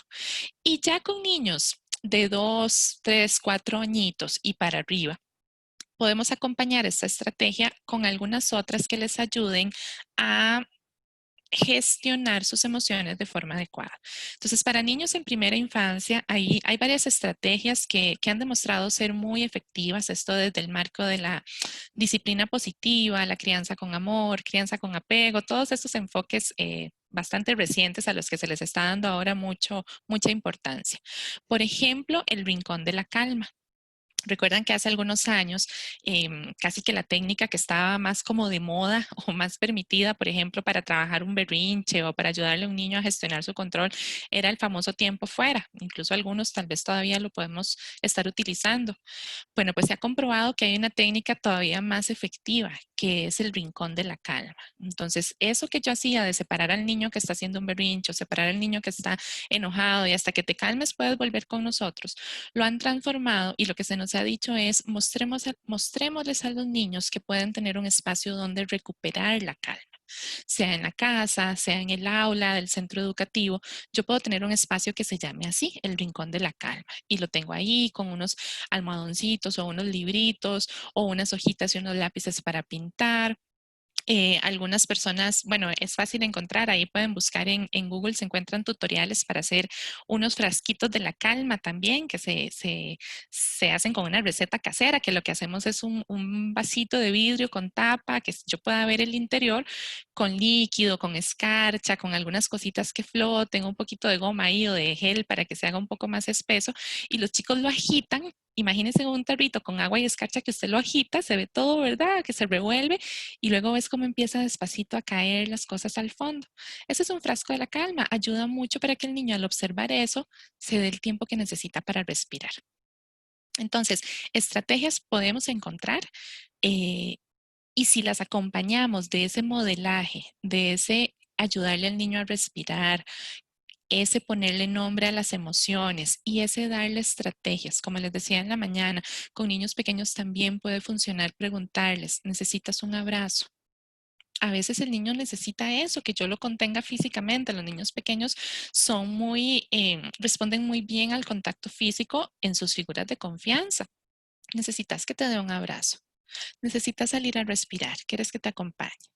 Necesitas que algún compañero te ayude y te traiga un poquito de agua. Poner en palabras también qué necesito, porque así el niño va a ir logrando aprender a pedir lo que necesita, a verbalizarlo. Y ustedes se van a sorprender porque los niños son así de rápidos para aprender estas estrategias y se van a sorprender después de aplicarlo unas 2, 3 veces que el mismo niño les va a decir, niña, necesito que me dé un abrazo. O necesito ir o puedo ir al rincón de la calma, ¿verdad? Porque ya siento que estoy a punto de sobrepasarme. Y cuando eso ocurra, usted internamente dese un gran abrazo porque está haciendo muy bien su rol de formarles en habilidades de inteligencia emocional. Que un niño logre reconocer que está a punto de estallar y logre hacer esa pausa, significa que estamos haciendo nuestro trabajo muy bien. Al igual que nosotros, démonos ese aplauso cuando usted tenía muchas ganas de gritarle a su compañero y logró hacer una pausa y logró respirar y logró decirlo de forma asertiva. Celebrémonos esos pequeños que grandes logros que nos hacen dar pasos hacia adelante en nuestra inteligencia emocional. Gracias. La siguiente pregunta que tenemos ¿es lo mismo comunicación asertiva y comunicación no violenta? Si no es lo mismo, ¿cuál sería la diferencia? Sí, muy linda pregunta. Vamos a ver. Están relacionadas realmente. La comunicación no violenta, como vimos temprano, es una comunicación asertiva. O sea, realmente están íntimamente relacionadas. ¿Por qué? Porque mediante la asertividad nosotros vamos a lograr decir y expresar lo que sentimos de forma que no hiramos los sentimientos o las emociones de la otra persona. Y esto mismo es lo que queremos lograr al entablar una conversación o una comunicación no violenta. Y recordemos que la asertividad es esta capacidad de poder expresar de la mejor forma nuestras emociones y de poder entender cuáles son las emociones de la otra persona y por qué está reaccionando de esa manera. Y les puedo decir que en el tanto nosotros logremos identificar las emociones de los demás, vamos a poder comunicarnos de forma asertiva. Y una comunicación asertiva siempre va a ser un antónimo de una comunicación violenta. Siempre la comunicación asertiva va a traer palabras, gestos, emociones y acciones que den a la otra persona la sensación de que no estamos ante un lenguaje violento, sino más bien ante un lenguaje que nos permite entablar una conversación de manera adecuada, de manera calma y de manera tranquila, respetando los sentimientos de los demás, de la otra persona, respetando las emociones mías y las emociones del otro, y poniendo en práctica esa cajita de herramientas que les mencionaba ahora. Entonces, ciertamente, una comunicación sin violencia es una comunicación asertiva. Gracias. Heider, nos preguntan, en ocasiones hablamos de empatía y lo relacionamos en cómo nos llevamos con una persona que nos simpatiza o con quien nos sentimos que somos homólogos de alguna forma, ¿verdad? ¿De qué manera se puede facilitar el sentir empatía con una persona que habitualmente es opuesta a nosotros, pero que compartimos con esta persona en nuestro ambiente social o en nuestro ambiente laboral o en nuestro círculo cercano? Esa me voy a permitir contestarla yo también porque me encanta. Em, Vamos a ver, la empatía depende de mí, no depende de la persona que tengo al frente. Entonces, ese es el punto de partida. La empatía depende de mí. Vimos que la empatía no es necesariamente sentir lo que la otra persona siente, no es necesariamente pensar igual, ni siquiera es estar de acuerdo con la forma de ser o de reaccionar de la otra persona. La empatía es mi posibilidad de plantearme una historia diferente a la que mi mente de manera automática me genera. ¿Qué significa esto de plantearme una historia diferente? Cuando a mí me cuesta tolerar a alguien, cuando me cuesta llevarme bien con alguien, cuando como nos plantean en esa pregunta, percibo que somos totalmente opuestos. Normalmente mi cerebro de manera muy automática me genera pensamientos automáticos, valga la redundancia. Entonces esa persona hace algo y yo inmediatamente siento, uy, otra vez ese con sus comentarios, otra vez esa persona con su tono, otra vez, ¿verdad? Ya hay como una reacción aprendida. ¿Qué es lo que me genera la empatía o qué habilidad puedo fortalecer yo ante una reacción de la otra persona con la que yo no estoy a gusto, que me hace sentir incómoda o que me genera cierta resistencia? Me puedo preguntar, ¿qué otra historia me puedo contar? ¿Qué otra historia podría estar pasando en la vida de esa persona? Hacer este ejercicio de tratar de imaginarnos qué es lo que está viviendo esa persona, qué emociones está experimentando para hablar de la forma en la que está hablando o para actuar de la manera en la que actuó. Cuando yo me doy la posibilidad de pensar en alternativas, van a ver que su mente va a empezar a generar otras historias posibles y de pronto ustedes van a poder decir, pucha, ¿será que tuvo un mal día hoy? ¿Será que está teniendo alguna situación personal delicada? A veces yo también me he sentido así. Eso es empatía. Es poder imaginar qué podría estar viviendo esta persona que le hace actuar o pensar o reaccionar de esa manera. Y en un segundo punto me pregunto, ¿alguna vez yo me he sentido también así? ¿Alguna vez yo he reaccionado de una forma en la que no quería? Y después me di cuenta, pucha, metí la pata, ¿verdad? No debía haber dicho eso o lo dije de una forma muy hiriente. Eso es empatía. Eso es poder decir, diciendo. No comparto la forma en la que lo está diciendo, pero voy a tratar de imaginar cuál es esa necesidad que usted tiene de fondo que le hace actuar de esa forma. Ahí, normalmente nuestra reacción de resistencia, de molestia, de incomodidad tiende a bajar un poco. No se va a eliminar por completo porque siempre es algo que no nos gustó, pero voy a tener mayor apertura a tratar de crear ese puente. Recuerdan que decíamos en la mañana, ese puente de corazón a corazón, ese puente de mi emoción a la emoción que puede estar experimentando la otra persona. Y ahí, aunque sea una persona que tiene una conducta que con frecuencia a mí me resulta molesta, yo voy a poder generar ese espacio para tratar de entender qué le ocurre. Eso no implica, insisto, que yo lo justifique, que yo lo tolere o que yo me quede callada porque pobrecito. No, lo que voy a hacer es tratar de comprender qué hay detrás de esas palabras un poco más hirientes o qué hay detrás de esa comunicación violenta para desde la empatía tratar de entender. Y ya luego, si la situación lo amerita, pues abriría el espacio con esa persona para yo sí, desde un punto de vista muy asertivo, expresarle qué es lo que no me gusta de la forma en la que me habla, cómo me siento cuando escucho esas palabras y qué propuesta tengo para llegar a una solución. Y ahí entra el modo sí. El modo sí tiene que ver con orientarnos a la solución. No orientarnos al reclamo, a la recriminación, al usted me está haciendo esto al propio, sino a partir de ahora cómo quisiéramos manejar nuestra relación. Y eso pasa por la empatía como primer punto. Muchas gracias, Gina. Vamos con la siguiente pregunta. Eh, Al llegar al salón de clase, las personas docentes, los niños, las niñas traen toda una mochila emocional, ¿verdad? De sus casas, del viaje que han tenido por la calle, etcétera. ¿Cómo se puede realizar un adecuado balance entre regular las emociones de la persona docente, de las estudiantes, de los estudiantes, si muchas veces es difícil gestionar esas emociones positivamente?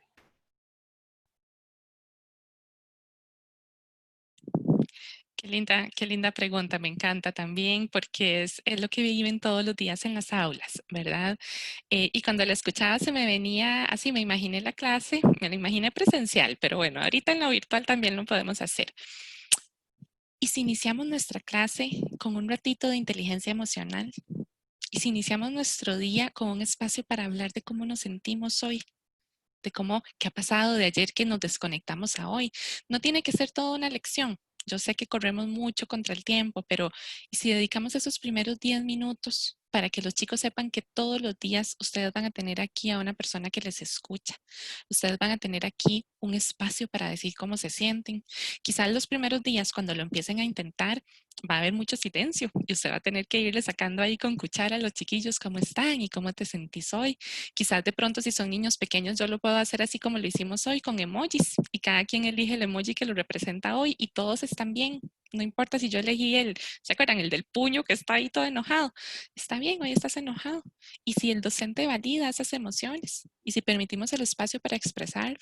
Y si ya después de que yo he expresado cómo me siento, hacemos alguna estrategia para que todos respiremos, ¿verdad? El ejercicio que les decía Heidel, 3, contando hasta 3 mientras inhalamos, contando hasta 4 mientras exhalamos, unas 3, 4 veces. Y empezamos nuestro día con un modo sí.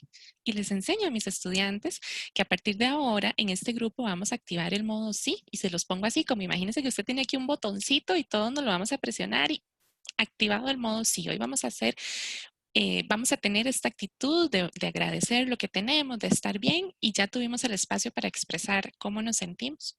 Eso es lo que podemos hacer. Claramente ninguno de nosotros va a poder, aunque quisiéramos, evitar que nuestros estudiantes lleguen a veces molestos, lleguen tristes, lleguen enojados.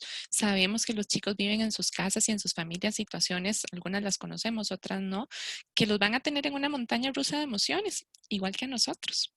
Entonces, qué lindo sería poder habilitar estos pequeños espacios para expresar, para ponerle nombre a lo que estamos sintiendo y para que los chicos y las chicas, independientemente de su edad, vayan aprendiendo que es sano hablar de lo que sentimos. Hay que normalizar hablar de nuestras emociones y eso lo hacemos con la práctica. Práctica todos los días si se pudiera, sería maravilloso y usted empezaría a notar cambios en las reacciones de los estudiantes mucho más rápido de lo que nos podemos imaginar. Muchas gracias. La siguiente pregunta. En el proceso de comunicación, pues, intervienen como mínimo, hay 2 personas que están como interlocutores. Cuando se quiere hacer una comunicación asertiva, ¿qué se puede hacer cuando la otra persona no escucha, interrumpe, no deja expresar ideas completas o incluso puede estar molesta o alterada? Sentimos que nos ataca. ¿Cómo lograr esa comunicación asertiva cuando uno está haciendo el intento, pero la otra persona parece estar atacando o interrumpiendo? Sí, esa pregunta es también muy linda y muy interesante. Hay varias técnicas para lograr una comunicación asertiva. Y lo primero que tenemos que crear es el espacio adecuado para tener la conversación. Y aunque ustedes no lo crean, este suele ser una de las piedras en el zapato más comunes a la hora de fracasar en nuestro intento de tener una comunicación asertiva.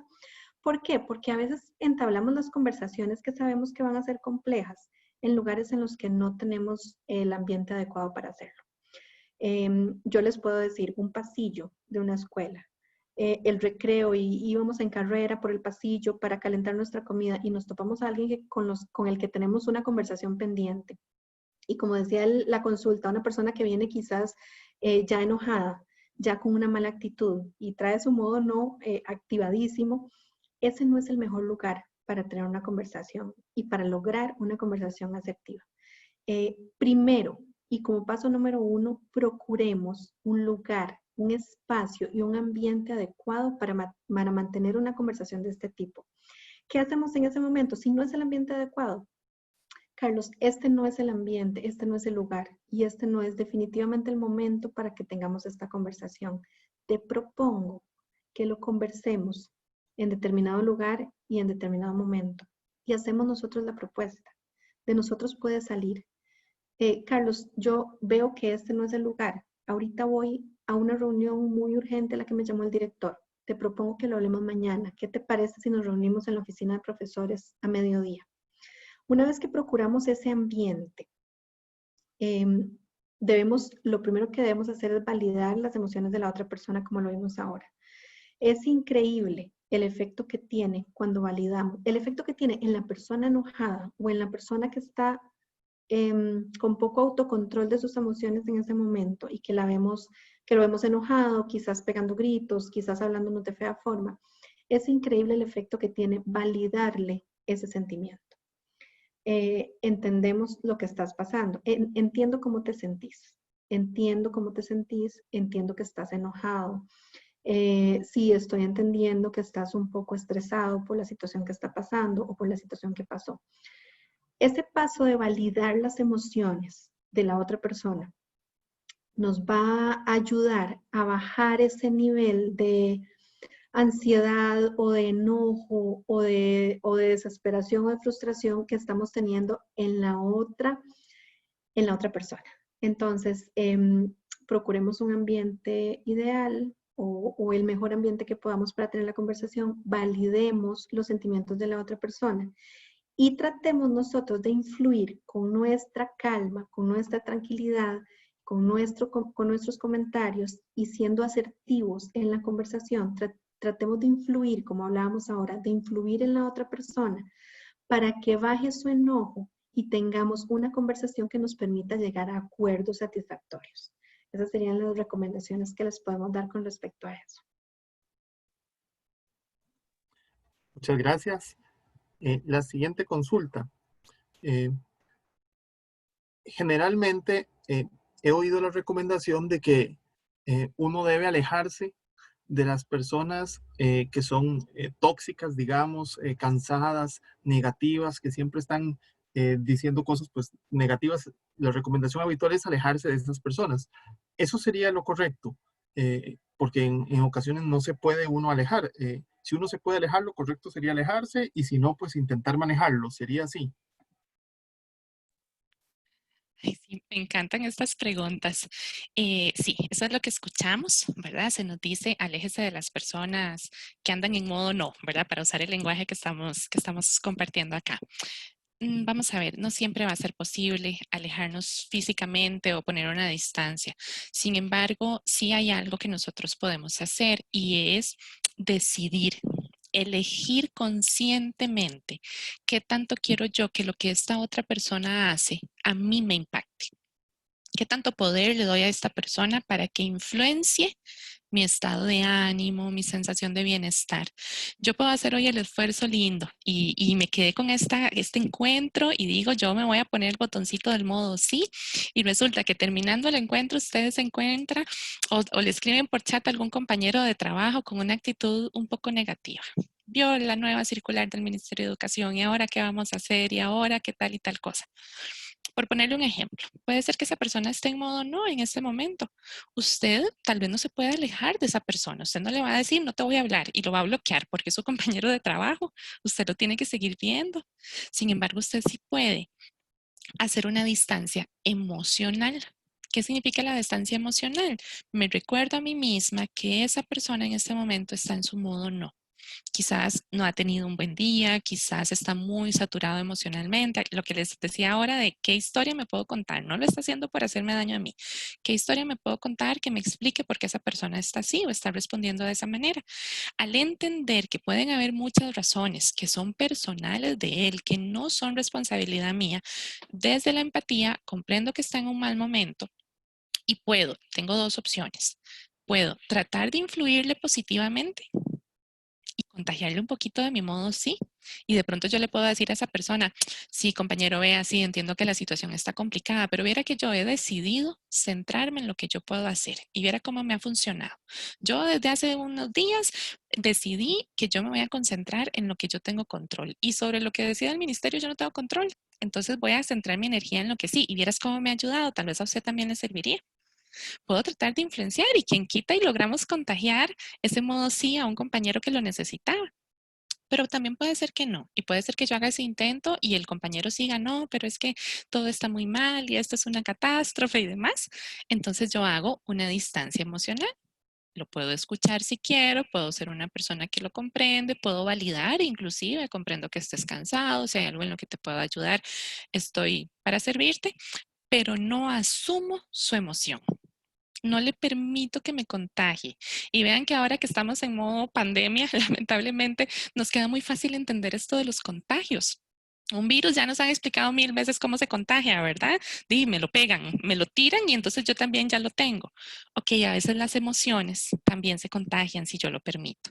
Entonces, a estas personas con las que yo tengo que establecer contactos, de quienes no me puedo separar físicamente o poner una distancia, que andan en modo no, que son más negativas o que utilizan una comunicación más violenta, yo sí puedo ponerme una careta o una mascarilla emocional que me recuerde esa emoción le pertenece a él, esa no es mía. A mí nadie me va a pagar mi modo sí hoy. Ni él, ni el jefe, ni el esposo, ni los hijos. Yo quiero mantener encendido mi modo sí y desde ahí, por eso desde el inicio les decíamos, pasa por esa elección consciente que yo hago. Entonces, si es una persona qué sé yo, es un primo quinto y esa persona solo lo llama a usted para ponerle en mal o para darle quejas o para criticar gente y usted dice, esta no es una relación que a mí me interesa en este momento construir o conservar, por supuesto que por salud emocional ponga distancia. Y usted si ve que le están escribiendo y ya sabe que es para un chisme, pues mejor ni lo abra el mensaje, ¿verdad? O simplemente contestar, mira, hoy no estoy de humor para este tipo de cosas, te agradezco que si quieres conversamos de otra cosa más bonita, pero de este tema no me voy a meter y poner la distancia. Pero si no puedes hacerlo, entonces por lo menos te cuidas emocionalmente de que no te contagien esa emoción negativa o ese modo no. Gracias. La siguiente pregunta. Hemos estado hablando durante el día de lo importante que es expresar las emociones. Sin embargo, a veces es un poco complicado ya que no siempre es una sola. No siempre es que me siento enojado o enojada o que estoy feliz, sino que a veces es una mezcla. ¿Cómo puede uno definir esto o ayudarse a encontrar las emociones que tiene en ese momento? Ahí la estrategia que les recomiendo, vean esto, voy a tratar de ponerlo en un lenguaje muy, muy sencillo para que tal vez todos se lo puedan imaginar. Imagínese cuando usted está haciendo una receta de cocina. Usted quiere hacer un arroz con pollo, ¿verdad? Usted sabe que ese es su objetivo. El arroz con pollo lo vamos a relacionar con la expresión de nuestras emociones, pero el arroz con pollo no es algo que usted hace y sale de un paquete listo, ¿cierto? Usted va a tener que cocinar el arroz, cocinar el pollo y desmenuzar el pollo. Ese es el ejemplo que más me parece que lo representa ahorita. A veces tenemos un mar de emociones dentro de nosotros y eso es muy normal, como dice la compañera, no todo, y Heide lo mencionaba ahora, no todo es blanco o negro, no es feliz o triste, ¿no? A veces es feliz, pero también triste, pero también tengo susto, pero también estoy frustrada y también tengo angustia porque no sé qué va a pasar y también estoy pensando que ya me mandó a llamar a que el papá me pidió cita, entonces ya también me voy enojando porque ya me anticipo a lo que viene y tenemos todo eso junto. Entonces, ¿cómo gestionamos? Es como una estrategia, como las estrategias que recomendamos cuando hablamos de resolución de conflictos. El conflicto yo no lo puedo atender todo, grande, así, macro, lo tengo que desmenuzar en pedacitos pequeñitos para poder atender uno por uno de la forma en la que se ocupa. Entonces, si usted se siente muy abrumada por una montaña rusa de emociones, si usted dice, siento de todo un poco, hagamos ese ejercicio de desmenuzar el pollo. Todo esto que yo siento lo voy a ir partiendo en pedacitos. ¿Cómo? ¿Cuál es mi recomendación? Y de nuevo, yo soy muy dada a papel y lápiz porque es que nos ayuda y aparte el poder verlo me da mucha claridad. Escriba en una hoja todo lo que usted cree que siente. Quizás usted no le pueda poner sentimiento, nombre, usted no sabe qué es lo que está sintiendo, pero usted sabe la reacción corporal que usted está experimentando. Entonces yo puedo apuntar, tengo un nudo en la garganta, tengo ganas de llorar, tengo como ¿verdad? Un gorila aquí en la espalda, estoy tiesa de la espalda, tengo una sensación como de pesadez, tengo mal de panza, no sé, usted haga su lista de todo lo que usted está sintiendo. Una vez que usted ya tiene esa lista hecha, usted la va a poder revisar y al mirarla, cuando ya lo ponemos en blanco y negro, usted va a poder ir reconociendo, bueno, normalmente cuando a mí me da mal de panza y no es por nada de virus y cosas así, ¿qué es la emoción que hay detrás? Ah, bueno, puede ser que yo esté nerviosa, porque yo me acuerdo que cada vez de que yo me pongo nerviosa, porque cuando voy a hablar en público, o cuando me hacen una pregunta, o cuando estoy en una situación incómoda, a mí me da como sensación fea en el estómago. O el nudo en la garganta, ¿por qué sentir ese nudo en la garganta? ¿En qué otros momentos lo he sentido? Ah, bueno, yo sé que cuando yo estoy enojada o cuando tengo algo que decir y siento que no lo puedo decir, se me hace como un nudo en la garganta. Ok, las ganas de llorar, ¿es ganas de llorar porque estoy triste o es ganas de llorar porque estoy muy molesta? Y ahí usted va desmenuzando, ¿verdad? Es como ya haciéndolo en pedacitos. Una vez que usted tiene claras sus emociones, entonces ya entramos con estas estrategias que hemos visto. Ok, entonces, para esto yo encuentro que lo que más predomina en este momento, las emociones que tengo más fuertes son la tristeza, la angustia, el miedo. Entonces empiezo a trabajar con eso. ¿Y cómo lo hago? Bueno, lo voy a hablar, lo voy a expresar. Si yo no tengo a alguien tal vez cercano de confianza en ese momento con quien lo pueda hablar, puedo seguir escribiéndolo, puedo hablar conmigo misma. Vean, pareciera que se hizo como un estereotipo de que hablar con uno mismo es de locos, ¿verdad? Perdonando la expresión y que la gente dice, ay, pues parece loca hablando usted sola. A veces es muy bueno hablar con nosotros mismos.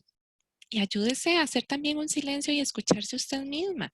Y yo poder decirme, ya sea en mi mente, en voz baja, o sea en voz alta, mirándome al espejo, decirte, Gina, está bien, estás ahorita en este momento triste. Y entiendo que estás triste porque pasó esto. Eso está bien, vamos a dar tiempo para sentir esa tristeza. Y de pronto puede ser que yo solita me dé cuenta que ya me puse a llorar y ya lloré y ya me siento mejor. O de pronto yo puedo decir, está bien que tengas miedo. Está bien que estés abrumada, has estado haciendo muchas cosas. Póngase en el lugar de su mejor amigo o su mejor amiga. ¿Qué le diría esa persona de su confianza a usted si usted lo tuviera ahí a la par? Bueno, a veces también tenemos que aprender a ser nuestros primeros mejores amigos y mejores amigas. ¿Qué me aconsejaría yo si estuviera como fuera de mí? Y hablarnos con compasión, con empatía con nosotros mismos. Pero pedacito por pedacito. Si lo tratamos de abarcar todo junto, es muy difícil nombrarlo, es muy difícil comprenderlo y por lo tanto no lo vamos a lograr gestionar bien. Entonces, a desmenuzar ese pollito, ¿verdad? Hacer ese problema o esa nube tal vez gris que sentimos del frente sobre nosotros, hacerla en pequeños pedacitos y voy a ir gestionando uno por uno de la forma en la que a mí me haga sentir mejor. Muchas gracias. Tenemos dos preguntas más. Para atenderlas, dice, ¿qué pasa si yo en una conversación recurro a la forma simbólica de arrugar el papel, pero dejo de lado el conversar con la persona que estaba conversando? ¿Es eso saludable? Mi respuesta es depende. Depende de qué, de cómo usted se siente después. En algunos casos nosotros nos vamos a encontrar, y justo lo conversábamos nosotros dos ahora antes de iniciar, hay batallas, o vamos a ver, yo tengo que elegir cuál batalla merece la pena que yo entre en ella. Por ejemplo, si usted lo que tiene es una molestia con un compañero de trabajo, el ejemplo que les ponía desde la mañana, porque usted le prestó unos materiales y estas son las horas que no se lo ha devuelto. Usted mida la intensidad de su emoción, mida las consecuencias que esa situación le va a generar. Si eso es para usted algo importante, si usted siente que usted necesita planteárselo porque no es la primera vez que pasa, porque usted lo considera una falta de respeto, porque a usted le genera una consecuencia negativa a eso y la tiene molesta, está bien, haga el ejercicio simbólico, pero una vez que usted está calmado, usted puede conversar con su compañero y decirle, mira, yo te agradezco que por favor la próxima vez que yo te preste algo me lo regreses en el tiempo que acordamos. Es que verás que cuando no lo haces, me generas esto y esto y esto. Y hablo de lo que yo sentí o de lo que me generó esa situación. Pero puede ser que usted diga, mira, sí, me molestó un poco que no me devolviera las cosas, pero en ese ejercicio que yo hice de empatía, recordé que este compañero me había contado hace algún tiempo que está pasando por una situación, no sé, de divorcio o una situación complicada a nivel familiar. Y desde la empatía yo podría decir, la verdad es que lo que voy a hacer es decirle que me los devuelva, pero no voy a hablar de lo que me generó, porque quizás no vale la pena en este momento. Eso es sano siempre y cuando usted quede tranquila. Lo que no es sano es que usted diga, no, no voy a hacer un problema, no voy a hablar, pero me quedo yo, ¿verdad? Con ese colerón ahí tragado y me quedé y entonces la próxima vez que lo veo ya a mí no me sale una sonrisa natural y voy a estar diciendo, usted todavía tiene mis materiales y no se acuerda, ahí te está dañando. ¿Verdad? Entonces es una comunicación que al final no hice una comunicación violenta, pero el silencio se convierte en una violencia contra nosotros mismos, porque entonces me empiezo a enfermar por callar. Entonces, por eso les decía, la respuesta depende. ¿De qué? De cómo se siente usted. ¿Para usted es importante en este momento hablar de ese tema? ¿Usted lo considera algo que es relevante? Entonces háblelo de forma asertiva. Si usted considera que es algo que usted puede dejar pasar, que tal vez en este momento no sea la mejor oportunidad o que incluso usted puede dar un tiempo y usted puede decir, yo sé que esa persona está pasando por un mal momento, la verdad es que voy a esperar a ver, la otra semana primero le pregunto cómo está y si ya lo veo mejor, entonces ahí conversamos, pero usted queda tranquila o tranquilo, adelante. Lo que buscamos es su salud emocional, tanto en lo que usted expresa como en lo que usted calla.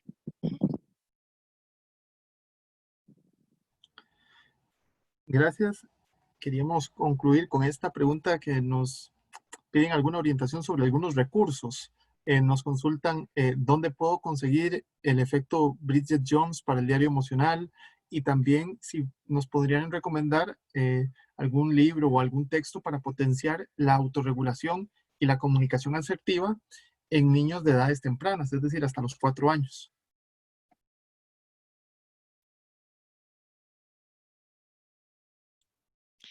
Claro, sobre esto hay bastante literatura. Vamos a ver, voy a empezar de atrás para adelante. Para trabajar con la primera infancia, hay una página que se llama Cuentos con Valores. Es una página web y también creo que están presentes en Facebook. Ahí publican muchos recursos para trabajar con niños y niñas, sobre todo en primera infancia, temas de regulación emocional.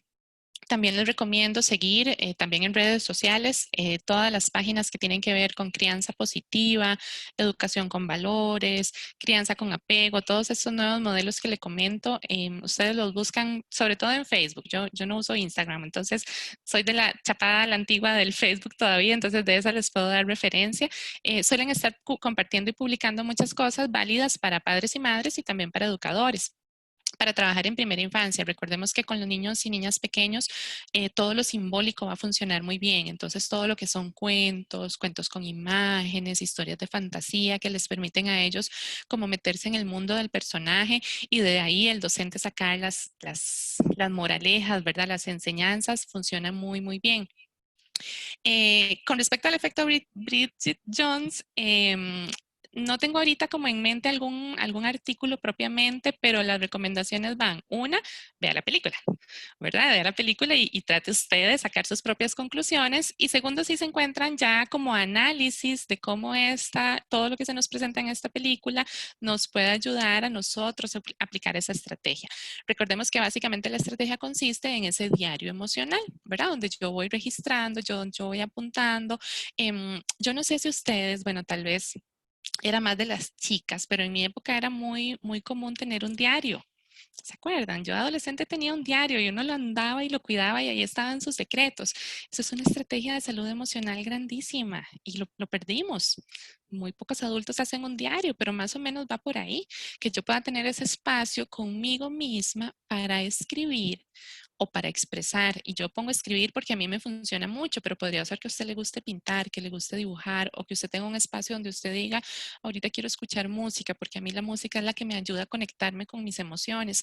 Entonces, ¿qué estrategia a usted le resulta beneficiosa para conectar con sus emociones, para vivirlas, para expresarlas? A veces yo no quiero escribir, pero qué rico poner una canción de esas cortavenas, decimos a veces, ¿verdad? Cuando uno está ahí medio mal enamorado. ¿Y por qué funcionan y por qué pegan tanto estas canciones? Porque nos conectan con las emociones. A veces voy a ocupar, inyectarme un poquito de energía, entonces qué bonito poner una música alegre y empezar el día y decir, ok, empieza mi día bien y lo voy a empezar y tengo que bañarme y tengo que hacer desayuno, pero lo voy a hacer contenta y pongo ahí una salsa o alguna música que a mí me guste. Em, con la parte del diario emocional, lo que se busca es que usted día con día saque un espacio para pensar y para escribir o para expresar de alguna manera qué emociones experimentó. Y como les decía Heidi la hora, un ejercicio muy interesante cuando hacemos este diario es qué emociones no estoy experimentando. Porque de pronto puede ser una alerta, una lucecita que se nos enciende ahí en rojo, si yo tengo 2, 3 días donde escribo que no me he sentido feliz en ningún momento. Entonces tenemos que prestar atención a qué es lo que está pasando, a si necesito ayuda o si necesito reenfocarme atención en otras cosas que sí tengo. Entonces la estrategia va por ahí, hacer ese diario emocional de qué estoy experimentando, qué sensación fue la que me hizo sentir enojado, qué situación, sentí miedo, por qué. Y algo muy importante que también ayuda mucho es asociar esa emoción con nuestros indicadores corporales, que yo pueda saber, ese ejemplo que les ponía ahora, que yo pueda saber que yo cuando estoy nerviosa se me va el estómago, o que pueda saber que cuando estoy enojada, hay personas que a mí me pasa, me empieza a brincar la ceja involuntariamente, ¿verdad? Hay personas que se les marca una vena aquí en la frente, hay personas que se les ponen los cachetes colorados, la respiración o las palpitaciones del corazón se me agitan. Entonces también en ese diario yo puedo ir anotando, hoy me enojé y empecé a sentir esto, hoy tuve mucho miedo y sentí esto. Hoy estuve tranquila, hoy estuve en paz. Qué bonito, ¿qué fue lo que hice hoy diferente que hoy sí me ayudó a pasar un día en paz? Y puede ser que yo me diera cuenta que me activé, me desperté con el modo sí y que desayuné temprano y disfruté mi desayuno y empiezo a encontrar esas cosas. Ese diario lo que te sirve es para en momentos en que yo necesite recurrir a gestionar mis emociones de mejor manera, puedo ver y decir, mira, este día que yo la pasé muy bien, claro, hice esto, ahora voy a salir a caminar porque yo sé que eso me ayuda a respirar. O voy a tomarme un cafecito, pero antes de tomarlo lo voy a oler porque me encanta el olor del café y yo sé que eso me ayuda a calmarme. Para eso también nos ayuda, para tener ahí a la mano recursos que ya sabemos que nos funcionan, de los que podemos echar mano cuando los necesitemos. Muchas gracias a Gina y a Heidel que nos han acompañado en el encuentro que hemos tenido el día de hoy. Les damos entonces un momentito la palabra a cada una para que puedan también despedirse de las personas colegiadas que nos han acompañado en el día de hoy. Sí, muchísimas gracias. Para mí ha sido un gran placer compartir con ustedes estos minutos. Les quiero invitar a que activen el modo sí en sus vidas. Creo que partiendo de eso podemos lograr muchísimas cosas en esa cajita de herramientas que nos llevará a a desarrollar una mejor inteligencia emocional. Les invito de verdad a activar el modo sí en sus vidas y fue un gusto trabajar con ustedes. De mi parte, muchísimas gracias por permitirnos acompañarles en sus hogares en este sábado tan bonito que hemos compartido. Em, no se preocupe si usted siente que usted no lo ha hecho bien. Preocúpese por lo que usted puede hacer mejor a partir de hoy. Todos los días yo lo puedo hacer mejor. Recuerden que estamos aprendiendo todos juntos, ustedes y nosotros. Estamos aprendiendo juntos. Entonces, que cada día se convierta en una oportunidad que yo me doy a mí misma para comunicarme mejor, para expresarme mejor, para cuidarme mejor emocional a mí misma también y así tener más y mejores herramientas para cuidar a la gente que quiero, para cuidar a mis estudiantes y para formarlos mejor. Que este modo sí nos ayude a soltar culpas de lo que hicimos mal antes y más bien a ponernos en el modo quiero aprender y quiero practicar esto que estoy aprendiendo. Que tengan un muy provechoso resto del día y que esto que hemos compartido hoy esperamos que les sea de mucha utilidad tanto en su vida personal como en su ejercicio profesional. Agradecemos de esta forma a Gina y a Heidel el habernos acompañado en este encuentro virtual. Emojipedia, la enciclopedia de los emojis en tu vida, para una comunicación no violenta en contextos educativos. De hecho, ¿verdad? Por ahí hemos leído algunos comentarios. Es una temática muy importante, la comunicación no violenta, no solo en contextos educativos, sino incluso en esta época de pandemia donde hemos tenido que estar más tiempo en nuestras casas y probablemente la comunicación ha habido momentos en que se ha vuelto un poco más complicada. Pues nos alegra que este encuentro virtual haya sido de provecho para todas las personas colegiadas que nos han acompañado. Les recordamos estar atentos en varios mensajitos finales. Primero, estar atentos a nuestras redes sociales de Colipro, al boletín y a los otros medios de comunicación que utiliza el Colipro para comunicar estas iniciativas, estas actividades. Hay algunos encuentros virtuales, webinarios, cursos virtuales en lo que queda del año. Los invitamos a estar atentos, a estar atentas, a comunicar a otras personas colegiadas también de esta oferta que se está dando para que más personas ojalá puedan aprovechar estos espacios. Este encuentro, así como otros webinarios y otros espacios que se han generado, se van incorporando a la plataforma de Ulula. Usted puede ingresar a ululacolipro.com y ahí hay un espacio denominado Colipro en Casa. Ahí puede usted encontrar algunos de los webinarios y de los espacios que se han generado y en algún tiempo posterior, en unas semanas, también va a estar disponible en ese espacio. De igual forma, les recordamos que el día de mañana usted recibirá en su correo electrónico una evaluación sobre esta actividad. Les pedimos de la manera más atenta que con toda la sinceridad posible nos ayuden completando esta evaluación para poder siempre mejorar la calidad de las actividades que ofrecemos a las personas colegiadas. Entre las personas que completen la evaluación, la cual estará disponible aproximadamente durante una semana, aproximadamente al siguiente fin de semana o a más tardar el lunes siguiente, les estará llegando a las personas que completaron la evaluación la presentación, que nos han consultado también, la presentación PowerPoint que se ha utilizado el día de hoy. Así que les invitamos a completar la evaluación que estará llegando el día de mañana a sus correos electrónicos. De nuevo, de parte del Departamento de Desarrollo Profesional y Humano, muchas gracias por acompañarnos y les esperamos en próximas actividades. Gracias.